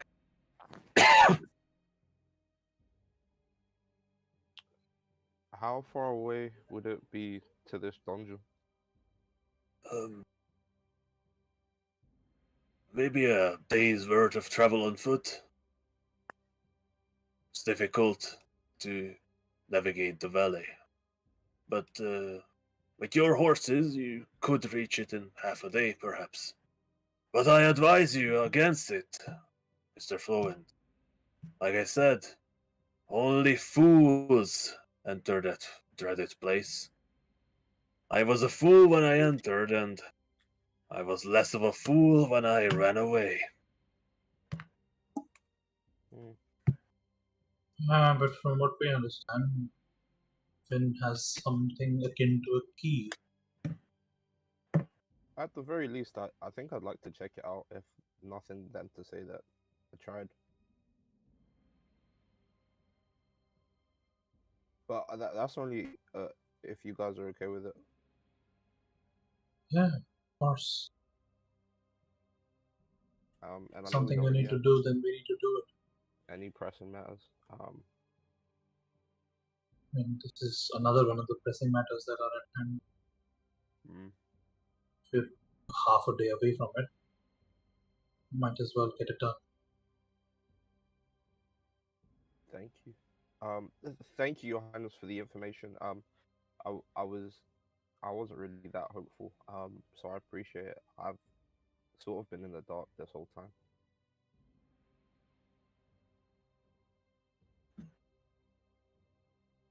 It worries me that you think of heading to that place. Like I said, the first floor of the dungeon is not deadly, but it's treacherous. It is created to keep you out. All sorts of strange machinations. I myself fell into some sort of portal, found myself outside, falling into the water. Headed back again like a fool, and then fell down a chute. Took me half a day crawling out just to find myself in the neighboring chamber.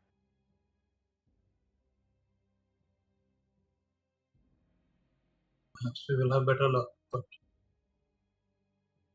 it is something that we must do. Well, in that case, I only wish you good luck. Aegis,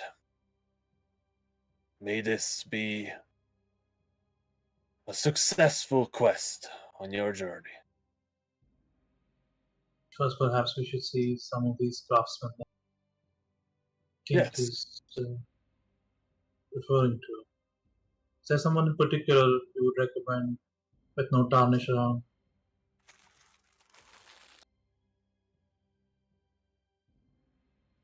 There are 3 keys that lock the vault. The key of the king, the key of the forge master, and the key of the secret keeper. The forge master is chosen by the craftsmen of the hall. They will elect, well, they have elected a new forge master.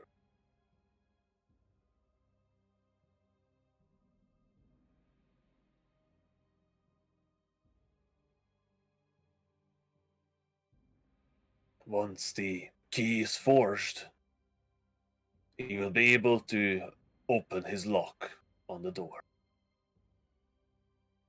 And you have the key for the king. Of course. So, who has the key for the secret master or the secret keeper? Well, it is complicated, but I'll show you. For now, the door's lock, the Forge Master's lock, has been opened by those Reddit cultists.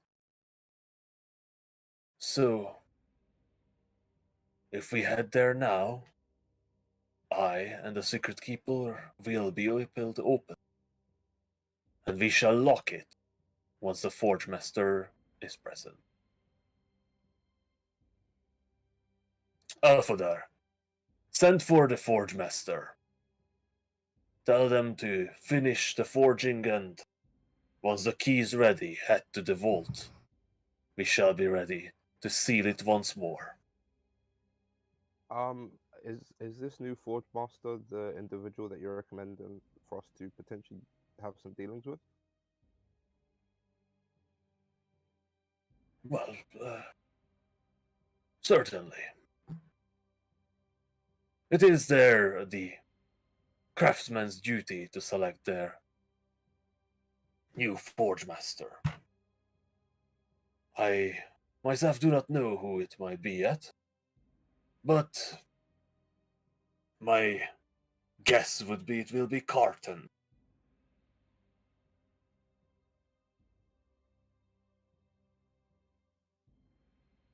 He was rivaling Tarnish in his craftsmanship, although his young age didn't give him much credibility. But it would be disrespectful to speak against his talent.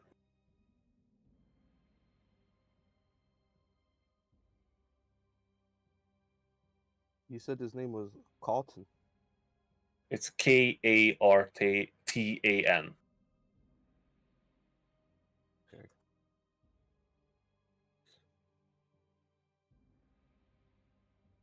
Yeah. Alright, dope.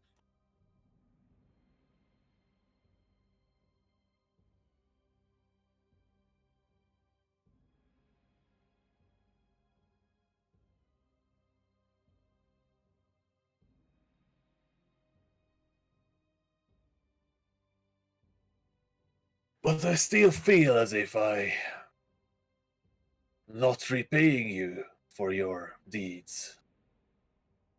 I've given you information. I given you answers that I could, but is there nothing I could provide you with aside from weaponry? That is up to you, Brown King. We leave it up to your wise judgment. I'm sure you can prepare a suitable gift for us, but there's nothing that we can think of in the immediate. Such a shame that some person don't remember why they wanted to go to the dwarves in the first place. Wait, what? No!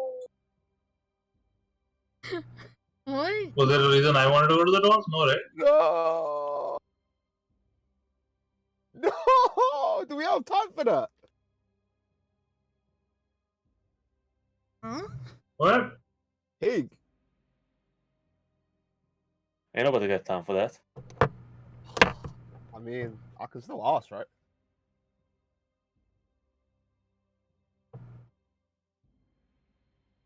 Certainly. Although, I mean, yeah. I wasn't referring to you. Huh? Oh, I was talking about like because Finn's interested in learning how to craft a little bit. No, I don't think it's that thing. Oh.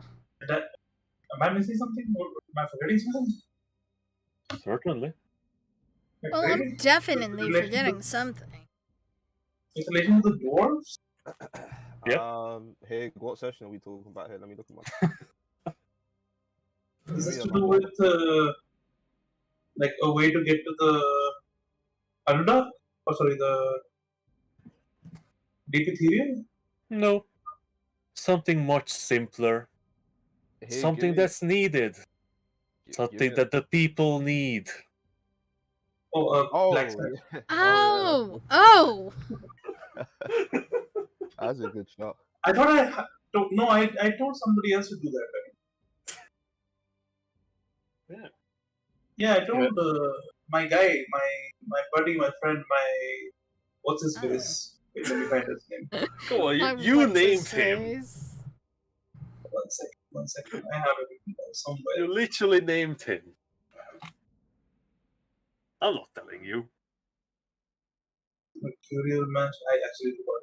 Sorry. He's going to be, upset that you forgot his name. No, he won't.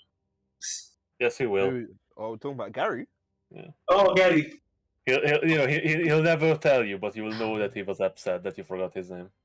Who the fuck is Gary? Yeah, you'll notice that your tea is not the perfect temperature. It's going to be a couple degrees colder than it should be. Oh god. Cruel and unusual punishment. But the thing is, Ardy, you're sure you told Gary to go to Silvery Moon and try to get a blacksmith.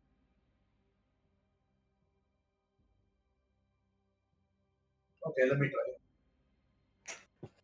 You don't have to. I just figured, you might just forgot it, that you wanted to go to Silvery Moon to find a I mean, blacksmith. it's also like another thing is like, would I ask the king for this? This feels like something I shouldn't ask the king. Should I? I mean, we might as well. He said he would give us anything. Yeah, might as well ask. Ask the king to come be a blacksmith. Oh no! I was talking about asking. I know. It's Jesus. just, Oh, alright. I just found it really funny. Well, therefore, there is something I would ask. And it's, well, it might be sort of insulting to the craftsman who you would perhaps ask to do this, but my village, the hamlet, the small town that I'm oversee has need of a blacksmith. We lost ours a while ago. Never found another. Now, it might be overkill for a dwarven blacksmith to perhaps build horseshoes and simple tools. But there are men there that need armor.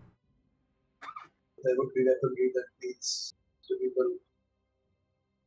Is there someone who you would see as capable of fulfilling this type of duty, kind of station? Lord Einsford, creation is the greatest pleasure to us. Making weapons and armament is a glorious holy task. But all craftsmen learn their trade by creating tools, horseshoes, nails. And like I said, my people are in your debt. I am in your debt. I am certain there will be rows of volunteers to aid your lands with their skill and expertise.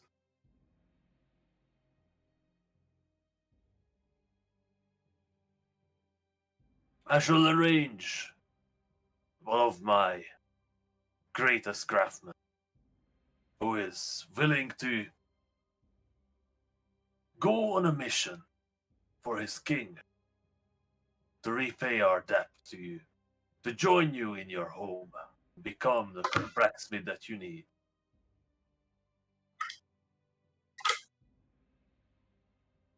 I think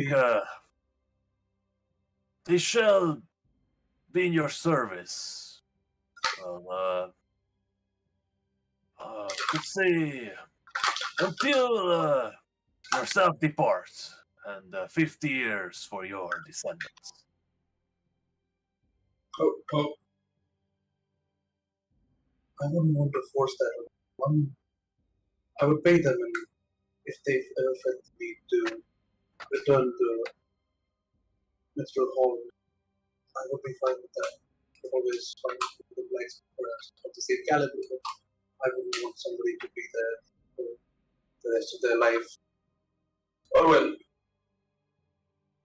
But when Okay, you say the rest of their life, You're gonna give me a 10-year-old.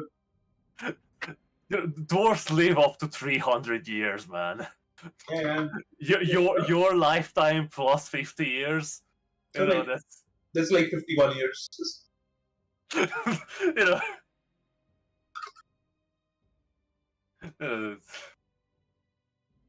That is a commitment, but not a lifetime commitment.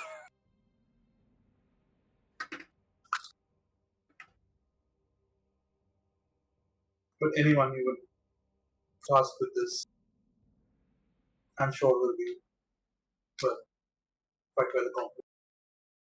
I will leave this to you. Very well.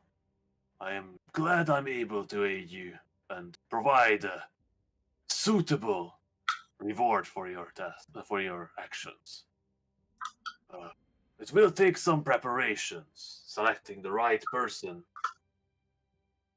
but I'm sure I will dispatch them with the right tools and equipment to construct a proper forge at your home. In Or- Kel. Yes, in Calm. Yes, I know the place. It's, I guess that's a suitable political arrangement then, Lord Einsfog. Yes. The beginnings of a long and fruitful alliance. Yes. Please count the kingdom of Mithril Hall an ally in your endeavors as Baron of Kelb. Now then, let us head to the vault, and I shall explain it on the way. And he stands up and the guards beside him stand ready.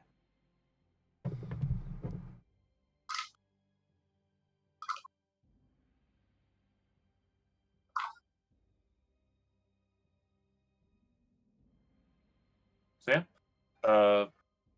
the king walks around the table, but the advisors and the Alfadar seem to stay seated.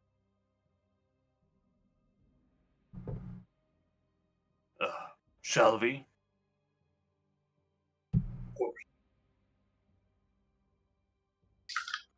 So, with the king and his guards, you head out back into the Hall of Gathering. You see that by the during this time where you discussed with the king, the hall has cleared.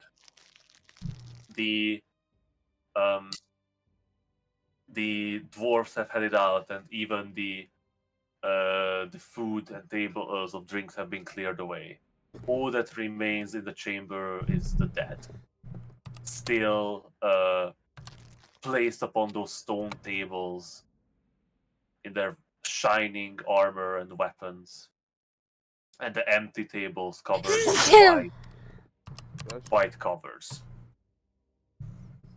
The king walks past all those with his guards in tow and head towards the Hall of Dumathian. As you pass through the holy chamber of the dwarven gods, you see that repairs on the defaced statues have already begun. You see that they built these large metal scaffoldings around all of the three statues, and large stones are being carved right on the floor. Replacements for the broken parts. The dwarves don't waste their time. They seem to move on from this tragedy, holding the grudge against the evil cultist, but not letting the wounds remain. What they can mend, they mend as soon as they can.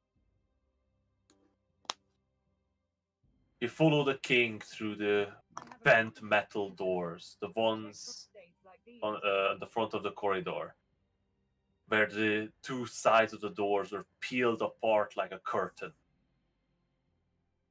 And you walk along the corridor, the empty pedestals, and you still see, haven't been cleared up, the large bloody stains in front of the mithril door, where those dwarfs have been transformed into those horrific monsters.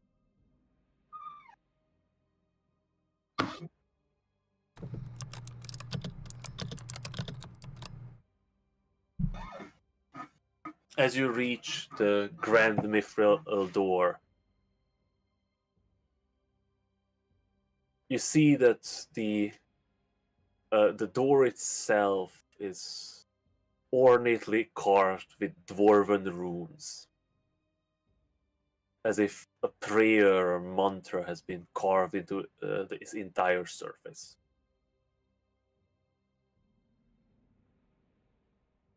You see the king walk up to the door, and in his palm places something against the door. You hear a series of scraping metal on metal and clicks as the king's key opens some of the mechanism that lock the door. Therefore turns to all of you. Now the two keys have unlocked the door. Now it's only the secret keeper who needs to open the last one.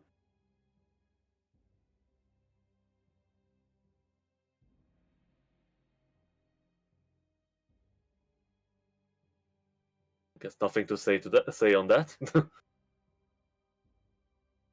I'm looking for where the secret keeper is. Who is it? Does the door just open? Yes.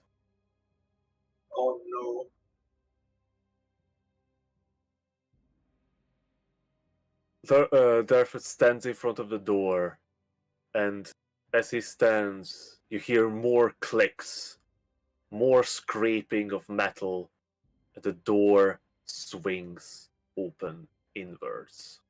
How does Therefore look? Does he look surprised? Did we notice anything? No, He doesn't look surprised. nope, not at all.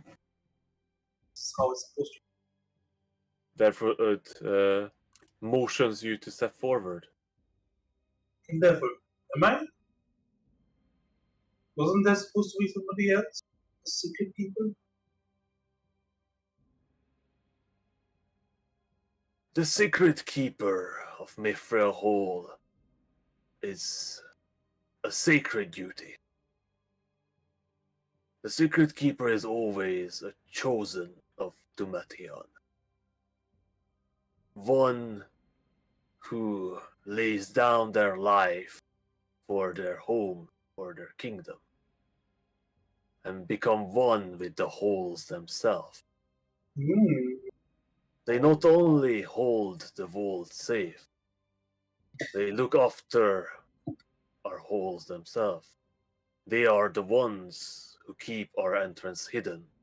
They are the ones who keep our home safe.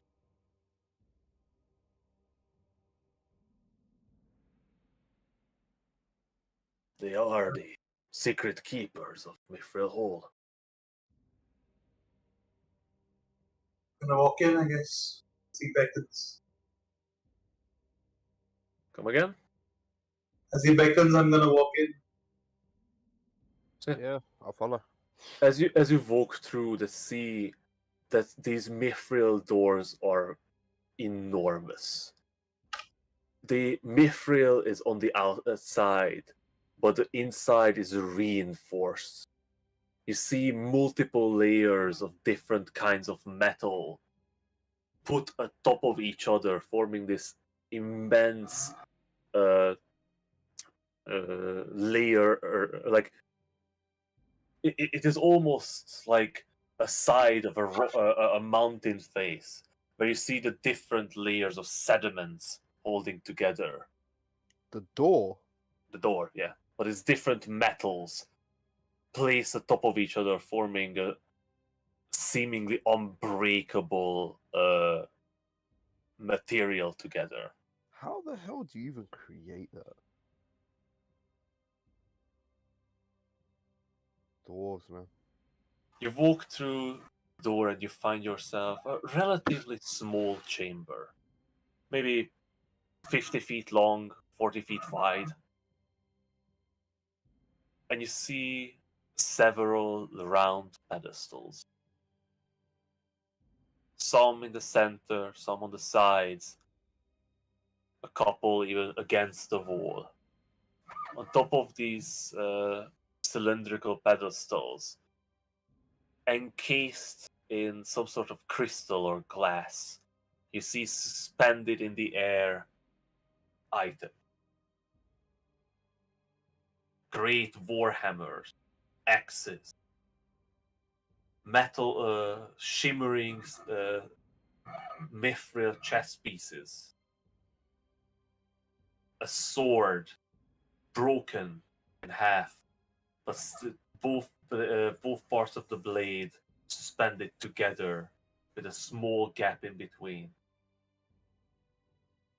But not only weapons and armor, you see encased as well magical staves, wands. Just out of curiosity, I'm gonna turn on detect magic.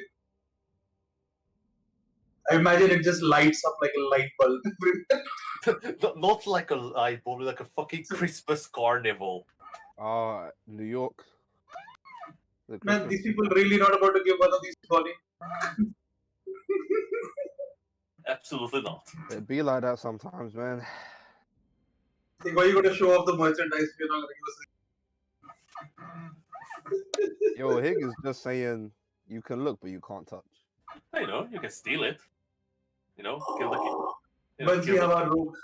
you know, Yeah, we don't have a rogue yet, man. you know, Baby steps. brainwash the king, Kill the guards. Take all the weapons. Run away.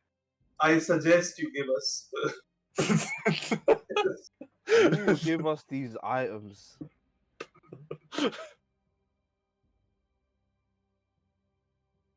You can do it, Atrish. No, I'm sure you can. Yo, I mean, mate, the I portal's can already gone. for- man. I mean, it will work for an hour. Can we get out of Metal Hall in an hour? Oh my god. Wait, no. Suggestion is 8 hours. Yep. Oh my god. Tempting. It's tempting, but I can't. Thank god you can. You see, guys, I almost got him. You almost did. This man is level 10. He doesn't have a magic weapon. You know, he knows where Almost to being find. the operative word. There is a magic weapon Right, that he Edris? wants to find. Right, Gonny? There is a magic weapon that you seek. Yeah, but like, it's gonna take a lot of. What would you say? Pinging? Is that the best way to put it? Yeah. A And lot that's of, not a weapon. That's like a gauntlet. a lot of no. I'm pretty sure like it leads to the gauntlet and a weapon, right? They're one and the same. Yeah. Okay. They are twin items. So I mean, I could be like, I need to do a lot of geolocations. You know what I'm saying? But Oh, geolocation, you say? sorry, interdimensional location. My bad. Maybe you just need to find the geologists. RD is calling us. Nah, I'm just kidding. Oh You god. already realized that the gauntlets are not on this. I don't know what plane, do I? Nope. Yeah, okay. Is there anything that stands out as something that the cult would be after? Some kind of like ritual item, some kind of item that is like clearly, for occult purposes only. No, like all of the items that you see here are amazingly crafted masterpieces.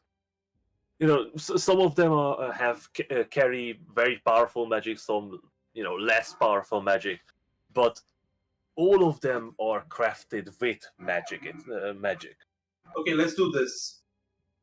I cast detect magic, right? And detect magic tells me what school of magic they carry.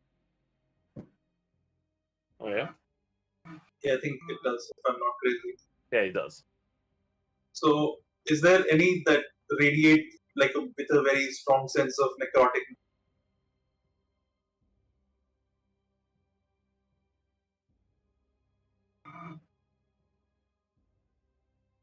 Give me a divine guidance roll. Here we go, guys. Oh my god.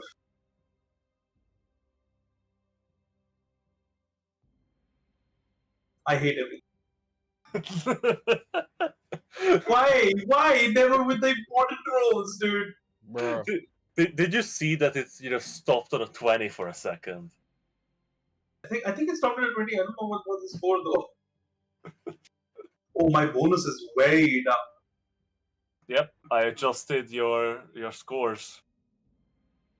What did I do? A bunch, like mostly you re-rolled a bunch. That costs. Because every time you call for divine guidance, that lowers your divine guidance score.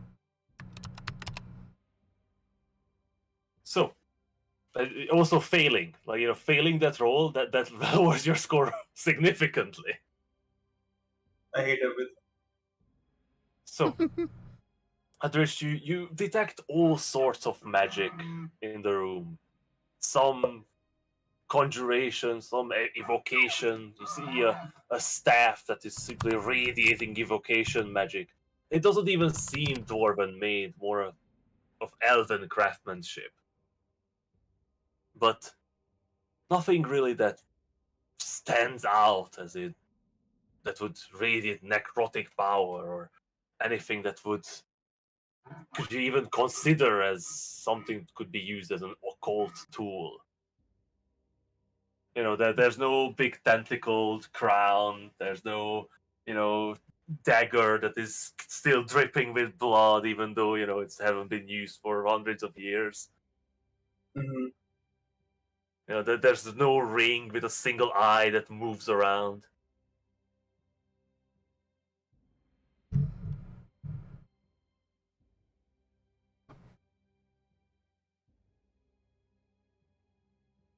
Is there anything in particular the king is like showing us? He does lead you to the end of the chamber, where you see these twin pedestals. They have a single base, and they sort of branch out into two pillars. And on top of these, in these two see-through crystals or glass, you see these two identical hammers. Well, at first glance, they seem identical. They have a small, sort of pointed, rectangular head with a medium-length handle. Their head is glimmering with an odd shine to the metal beyond the gleam of mithril. And the handles are both made of pure adamantite. And the heads are facing each other, but on each side of the hand you see a different rune. As I said, these are possibly our greatest possessions. The twin hammers of the twin kings. Both legendary hammers.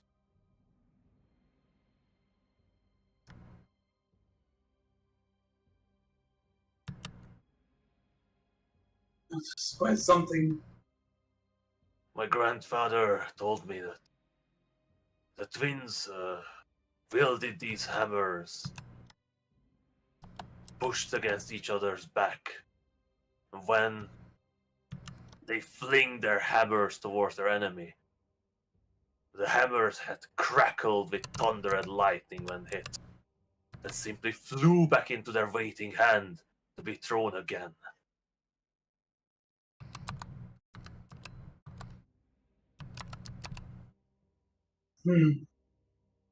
That's impressive.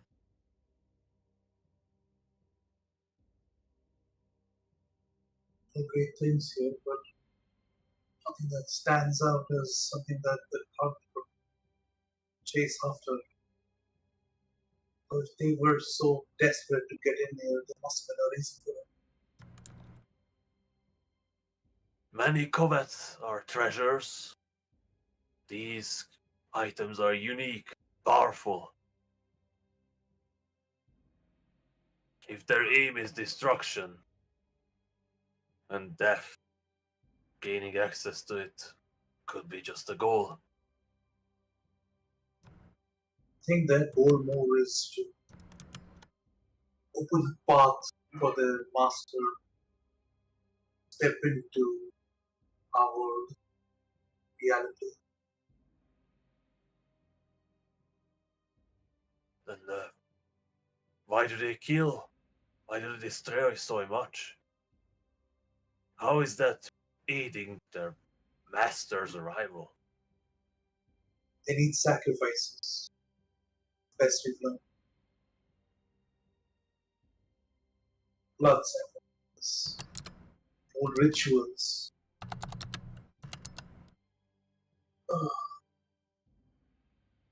Anything in here that was not crafted by dwarven hands, anything that was kept here as a safeguard to make sure that it wouldn't be in the wrong hand.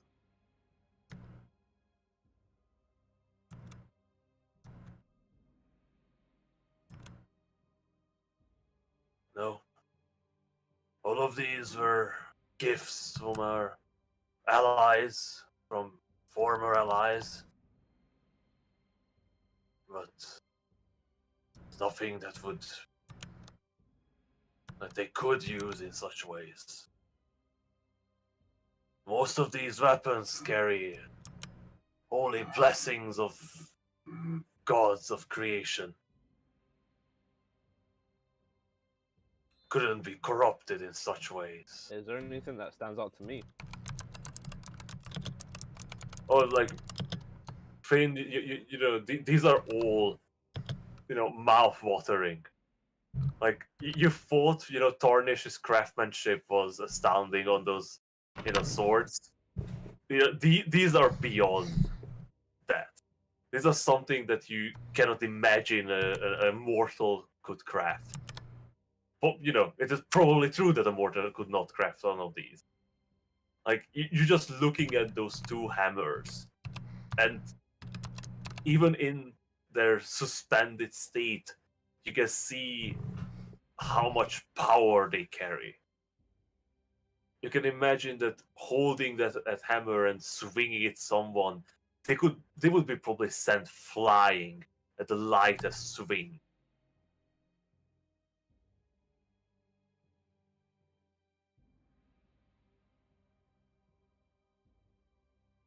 And you're not sure that that door that keeps the vault, with people coming into the vault from the outside, would be able to withstand someone with these weapons at their disposal trying to get outside the vault.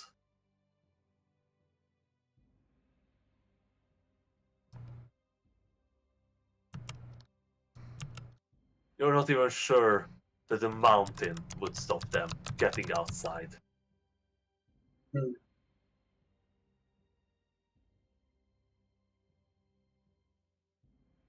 But, you know, you are quite awestruck, so, you know, maybe you're exaggerating in your assumptions.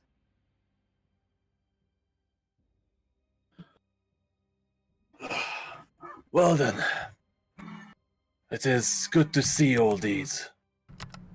Gives me a bit of peace to my mind that our ancestors are looking down, looking after us.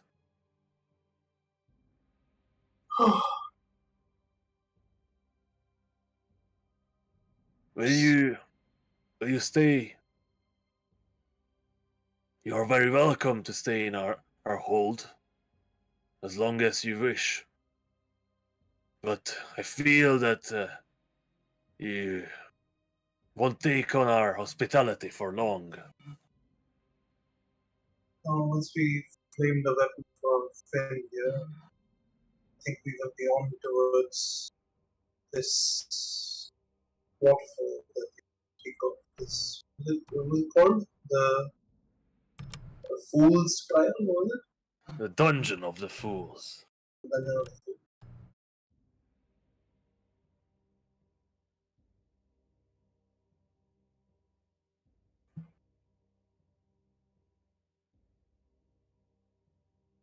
So,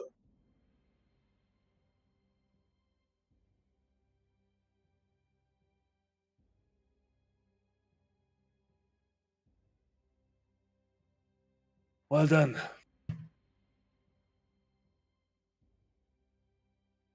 I leave you to it. I hope your journey will be successful. that is the hope, I think. Thank you for showing us this most sacred form of yours. Hopefully it will not be breached by God in the times to come. Or if it was, I don't know what kind of destruction they would unleash upon them. Me neither. Me neither, Lord Einsfog. No.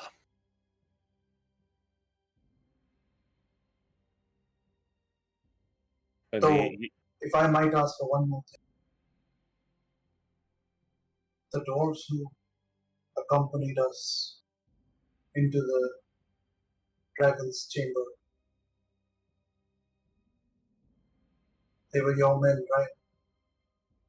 Two of your bravest survived. They must be honored. and I would see no greater honor for dwarfs than perhaps wield some of the weapons of this world in the times to come. So what was the last thing you said, Ari? I would see no greater honor than to witness dwarfs such as them wielding weapons of yore in the wars to come. It's very kind of you, Lord Einsvog, but my godbusters need no praise. They ask for no rewards. It is not a Even- reward to them.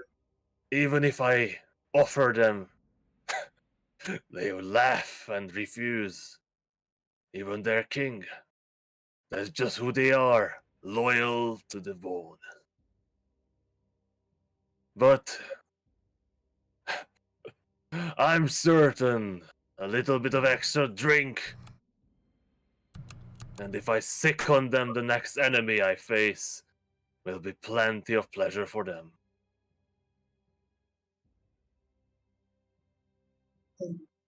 What's with these people in collecting weapons in the world? Sorry? Anyway, I'm going to turn to him and say, thank you for your hospitality.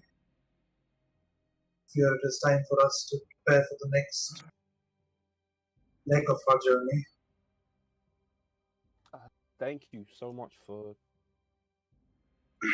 allowing us entry into the hall. And thank you for your hospitality as well.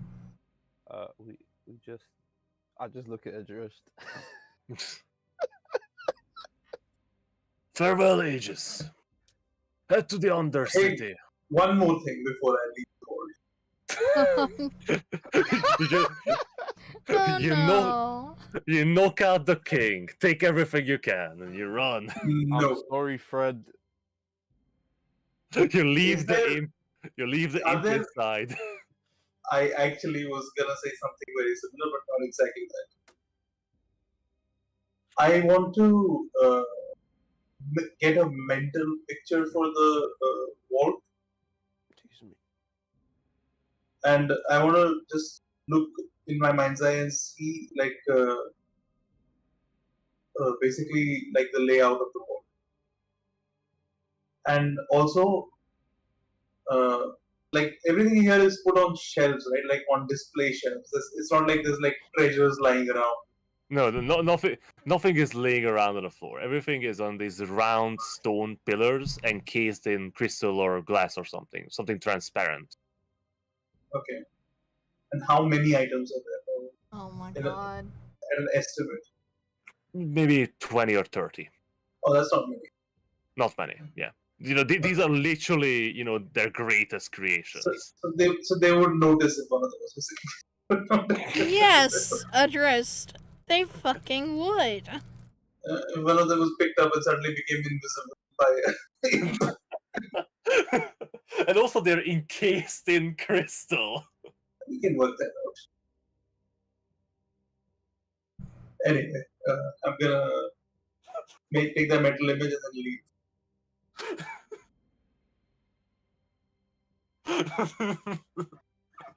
Well, what would you steal, Ardy?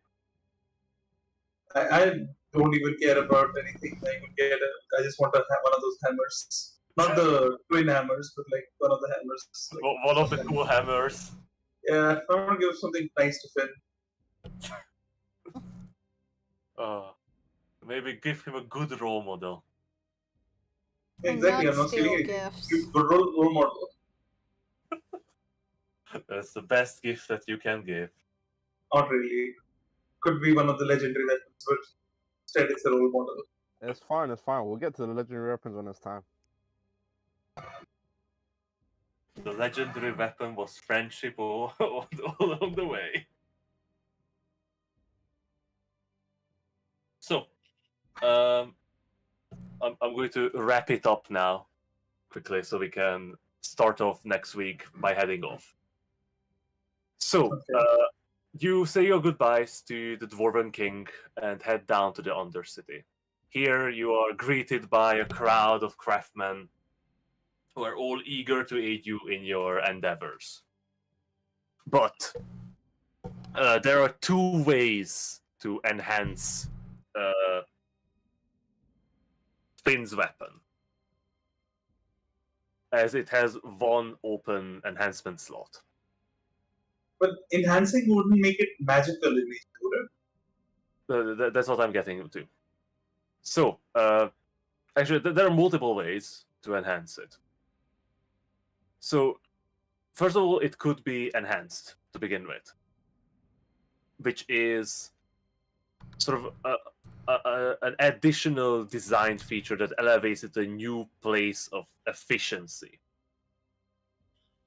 What it means mechanically that your damage dice increases by 1 level. Wait, my damage dice will increase by a level. Yeah. So we'll go from a D10 to a D12. Yeah. That is a magical enhancement.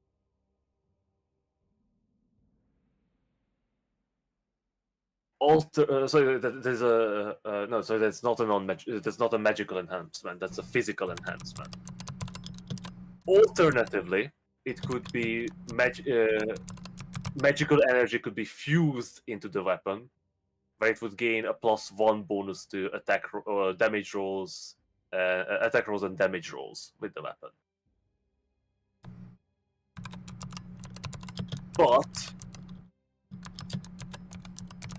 even with the expert dwarf craftsmanship and the focused effort of multiple craftsmen,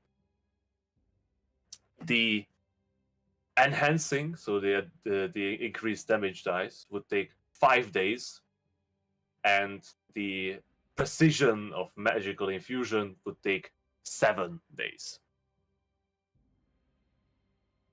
Wait, say that again. Sorry, who? So if you want to increase the damage dice on your weapon, that would take 5 days of work. If you wish to make enchant it with fuse magical energy into it and make it a +1 weapon, that would take 7 days. And that would mean that you would need to leave the Folderglaive here for them to work on it. Are there any pre-built +1 weapons around here? Can we not just get a traveling blacksmith? with a backpack forge? backpack, a mini forge. Yeah, honestly, I'm not even worried. We're gonna have an artificer soon. All this is gonna be irrelevant in 2 weeks. Oh wait, is it a folder forge? Is the person in Kelb gonna be? Will they they'll be capable of carrying out this enhancement? Well, more than likely, but depending on who do they send, who is the final person they send. Am I gonna need to get anything? What do you mean? Procuring specific items to carry out the enhancement. So the thing is, the cost of an enhancement would be 1,300 gold. But that comes out of the king's coffer right now. Are there any pre-built +1 weapons lying around? In expert craftsmen's workshops? So the reason they don't is because of the dragon. So they would have created magical weapons to sell as the season of sales began, in spring. But because of the dragon, they had no access to proper material to create weapons that could be enhanced. All their shitty basic weapons that they could make out of the the meager iron that they could get from their their upper mine could not hold an enchantment. How long is the journey from Kelb to here again? Sorry.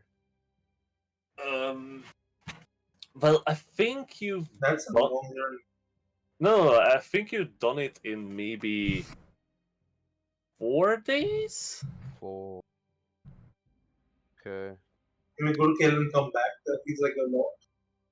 Pardon? We're gonna go to the other place first, right? We're gonna go to the water. Yeah, but I would rather you be equipped with something useful when we get there, and not something that has, just like gets resisted by literally everything we fight at this. I mean, I still have Lightbringer. Yeah, but that's like a 1d6. Yeah. Don't shit on Lightbringer. Lightbringer is pretty shitty, and it's not even yours. It's borrowed.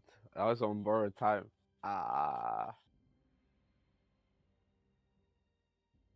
think maybe we go and visit first, and then on our way back, I drop off the folder glaive and maybe come and pick it up at some point.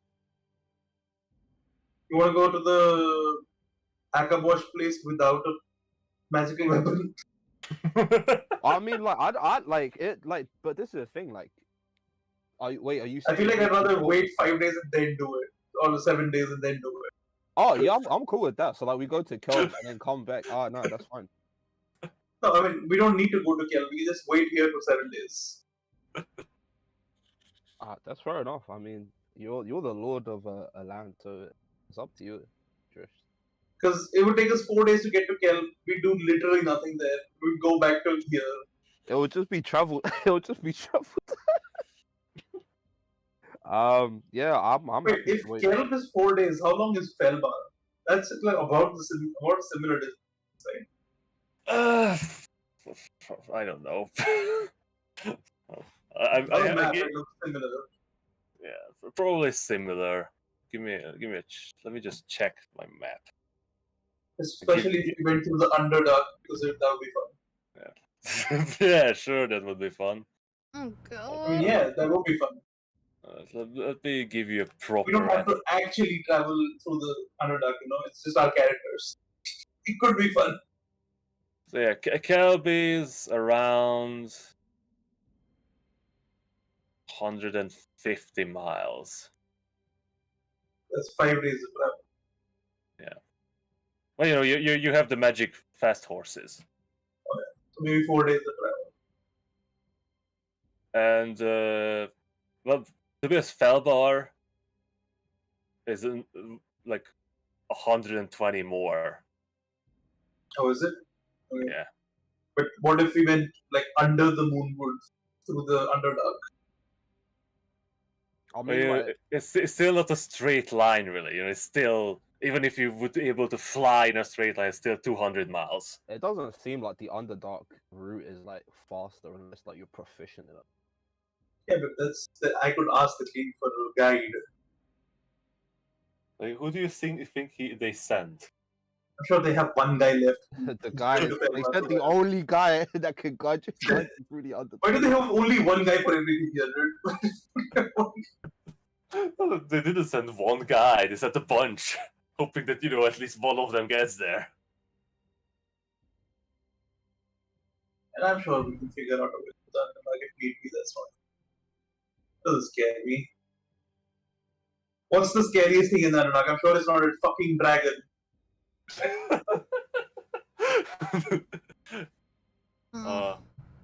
What are a few goblins and a few drow? Right, it's worse. Fucking punch them in the face.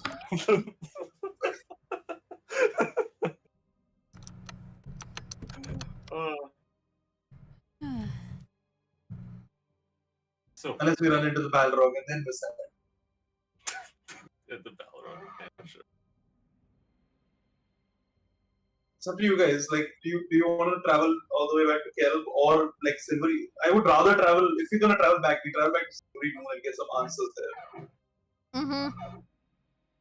and then we can come back here, and then we can travel to Felbar. But just confirming that the Dungeon of the Fools is the right place could be an idea. I mean, they seem pretty confident. And it's a half a day away. It's not going to take very long to confirm it. And once we're there, we're going to want to go in. And then we're going to go in without him having a weapon that's useful. Maybe do you even have to fight in there? I think he's going to give the folder glaive away, so he won't even have that.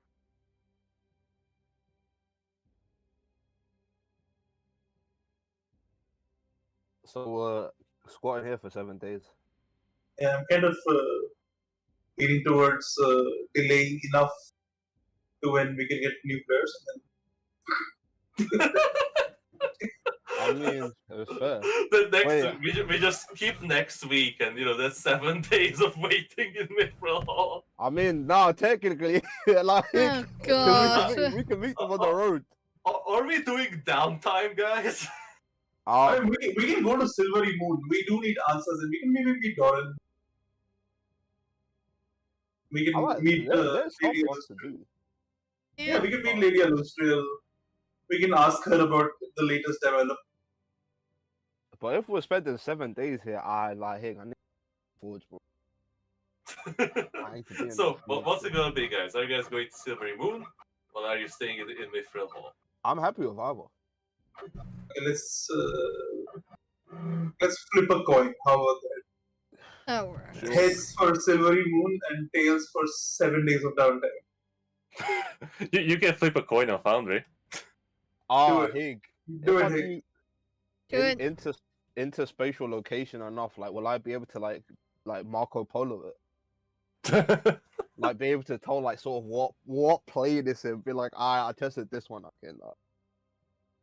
It works if you are on the plane. Okay. Also, while we're here, I'm gonna see if I can find somebody to get me a shield that's enhanceable. No, you left us in the handle doors, bro. We need to milk this. Yeah. We need to milk this. Sorry, what was heads? What was tails? Heads is Silvery Moon. Tails is downtime. All right. So, I'm going to open roll it. Okay. That is heads. So heads on Silvery Moon. Let's go Silvery Moon. Oh wait, actually, I don't think you guys seen it. Fine. Oh, did you guys see the coin actually? No. Flipping? You didn't see the coin, you just saw the roll. Let me. Well, it was heads, but I want to show you guys because it actually looks quite cool. So heads. Yeah, still heads. Yeah. We can play with it. Two heads in a row. I guess that's decided. So we Alright, leave dude. the glaive with the dwarf. The expert craftsman. We're going I'm to also gonna spend perhaps one day or like the current day looking for a shield that's enhanceable in some way. Since we're gonna be spending a week doing nothing essentially anyway. So you want to make a shield that has extra protection on it? Yep. Or armor, like half-weight armor that would have extra protection also. You know that takes longer to make than a weapon. What about a shield? That take longer than It both takes the same time. shield and the weapon, or the shield and the armor? Shield and an armor. How much longer? That's going to take 10 days. And just doesn't want us to have nice things. But look, just because you're working with master craftsman dwarves, it would be 16 days normally. Hey, all these numbers are arbitrary. Yes, of course they are. But how about they offer you an alternative, Ardy? In 10 days, if you commission it, the dwarves are able to create you a mithril weaved robe. Ooh.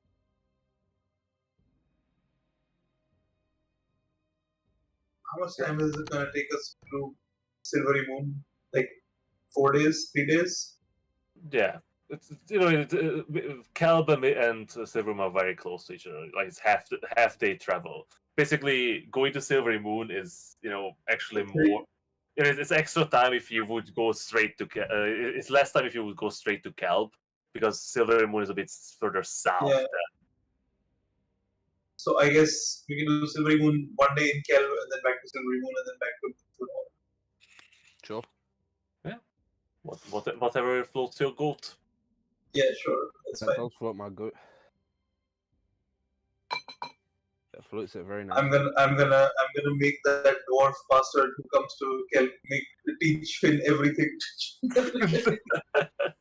And then Yo, are you gonna force him to take an apprentice? Yup. the thing is, RD, then Finn needs to stay there for 10 days working on that shit. I mean, he's gonna be there for 50 years. I'm sure Finn can find 10 days. No, but what I mean is, like, you are worried about not doing shit while waiting for the weapon, but you were just going to leave Finn for 10 days there to work on the weapon while you're not doing shit. But if you just- Not currently. I'm talking about in the future. Sure. Because he's not gonna be there right now. He said it's gonna take a while to pick someone, and it's gonna take time for them to go there, etc. Yeah, well, I just mean that, you want to, have Finn trained as the master craftsman, but I mean, eventually. I'm talking about like once we're retired. he has better things to do. Does he? Yeah, he needs to be the, your favorite fearless hero. Yeah, but like all the famous heroes retire after a time, but once they've done their great deed. Or they And then die. they go back to like they go back Hey to yo, simple hey life. yo, This man's out to kill you, dude. hey yo. They do the noble He's out to sacrifice. kill you like 8 times, apparently. You can have me, you can't have Finn. Somebody needs to do the noble sacrifice. I volunteer Wave. And someone that is valuable. Ooh, Wave is valuable. Babe is valuable. Yeah, but Wave is, after this session, Wave is going to go on a spirit journey. The thing is, throughout And the he'll be Dragon more 5, valuable. throughout the Dragon 5, Wave couldn't do anything. He was cowering in fear in the corner. And, Yeah, can we get Wave some glasses with lights on them? Wave's going to express how now he feels powerless. His rage was driving him against his enemy without any kind of concern or fear. But now that rage has subsided, he felt the fear against his enemy. And Wave. it paralyzed him. He wasn't able to help his friends. So he's going to part away. On a journey of self-discovery. He has discovered in his notes that his teacher have left a secret message for him. A message that stated that he would only be able to read this once his mind has calmed. And actually, if you look into his notes, it's there. And it's been What there. did it say? It's literally been there since he's calmed down. Or if... Where? Oops.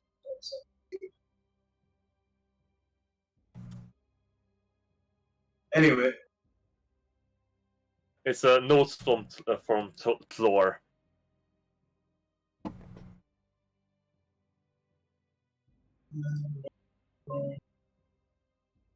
hey, what?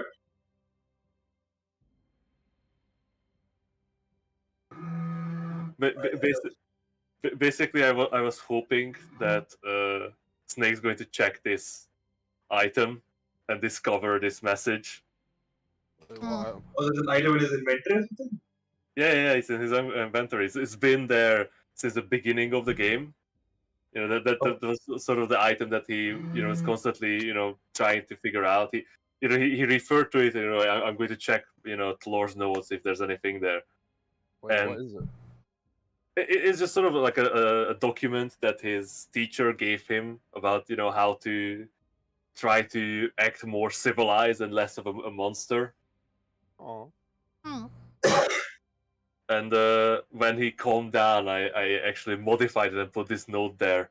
And I was hoping that, one day he would just discover it. It was like, holy shit. Wait, what? does the note say? It's a What the message. fuck? We've already been to. What? Did we not already go to Mirabar? What? Oh no, we were on the road to Mirabar or something. Yeah. We were, Oh. right? I'm not crazy. No, I don't think. In any case, thanks for playing with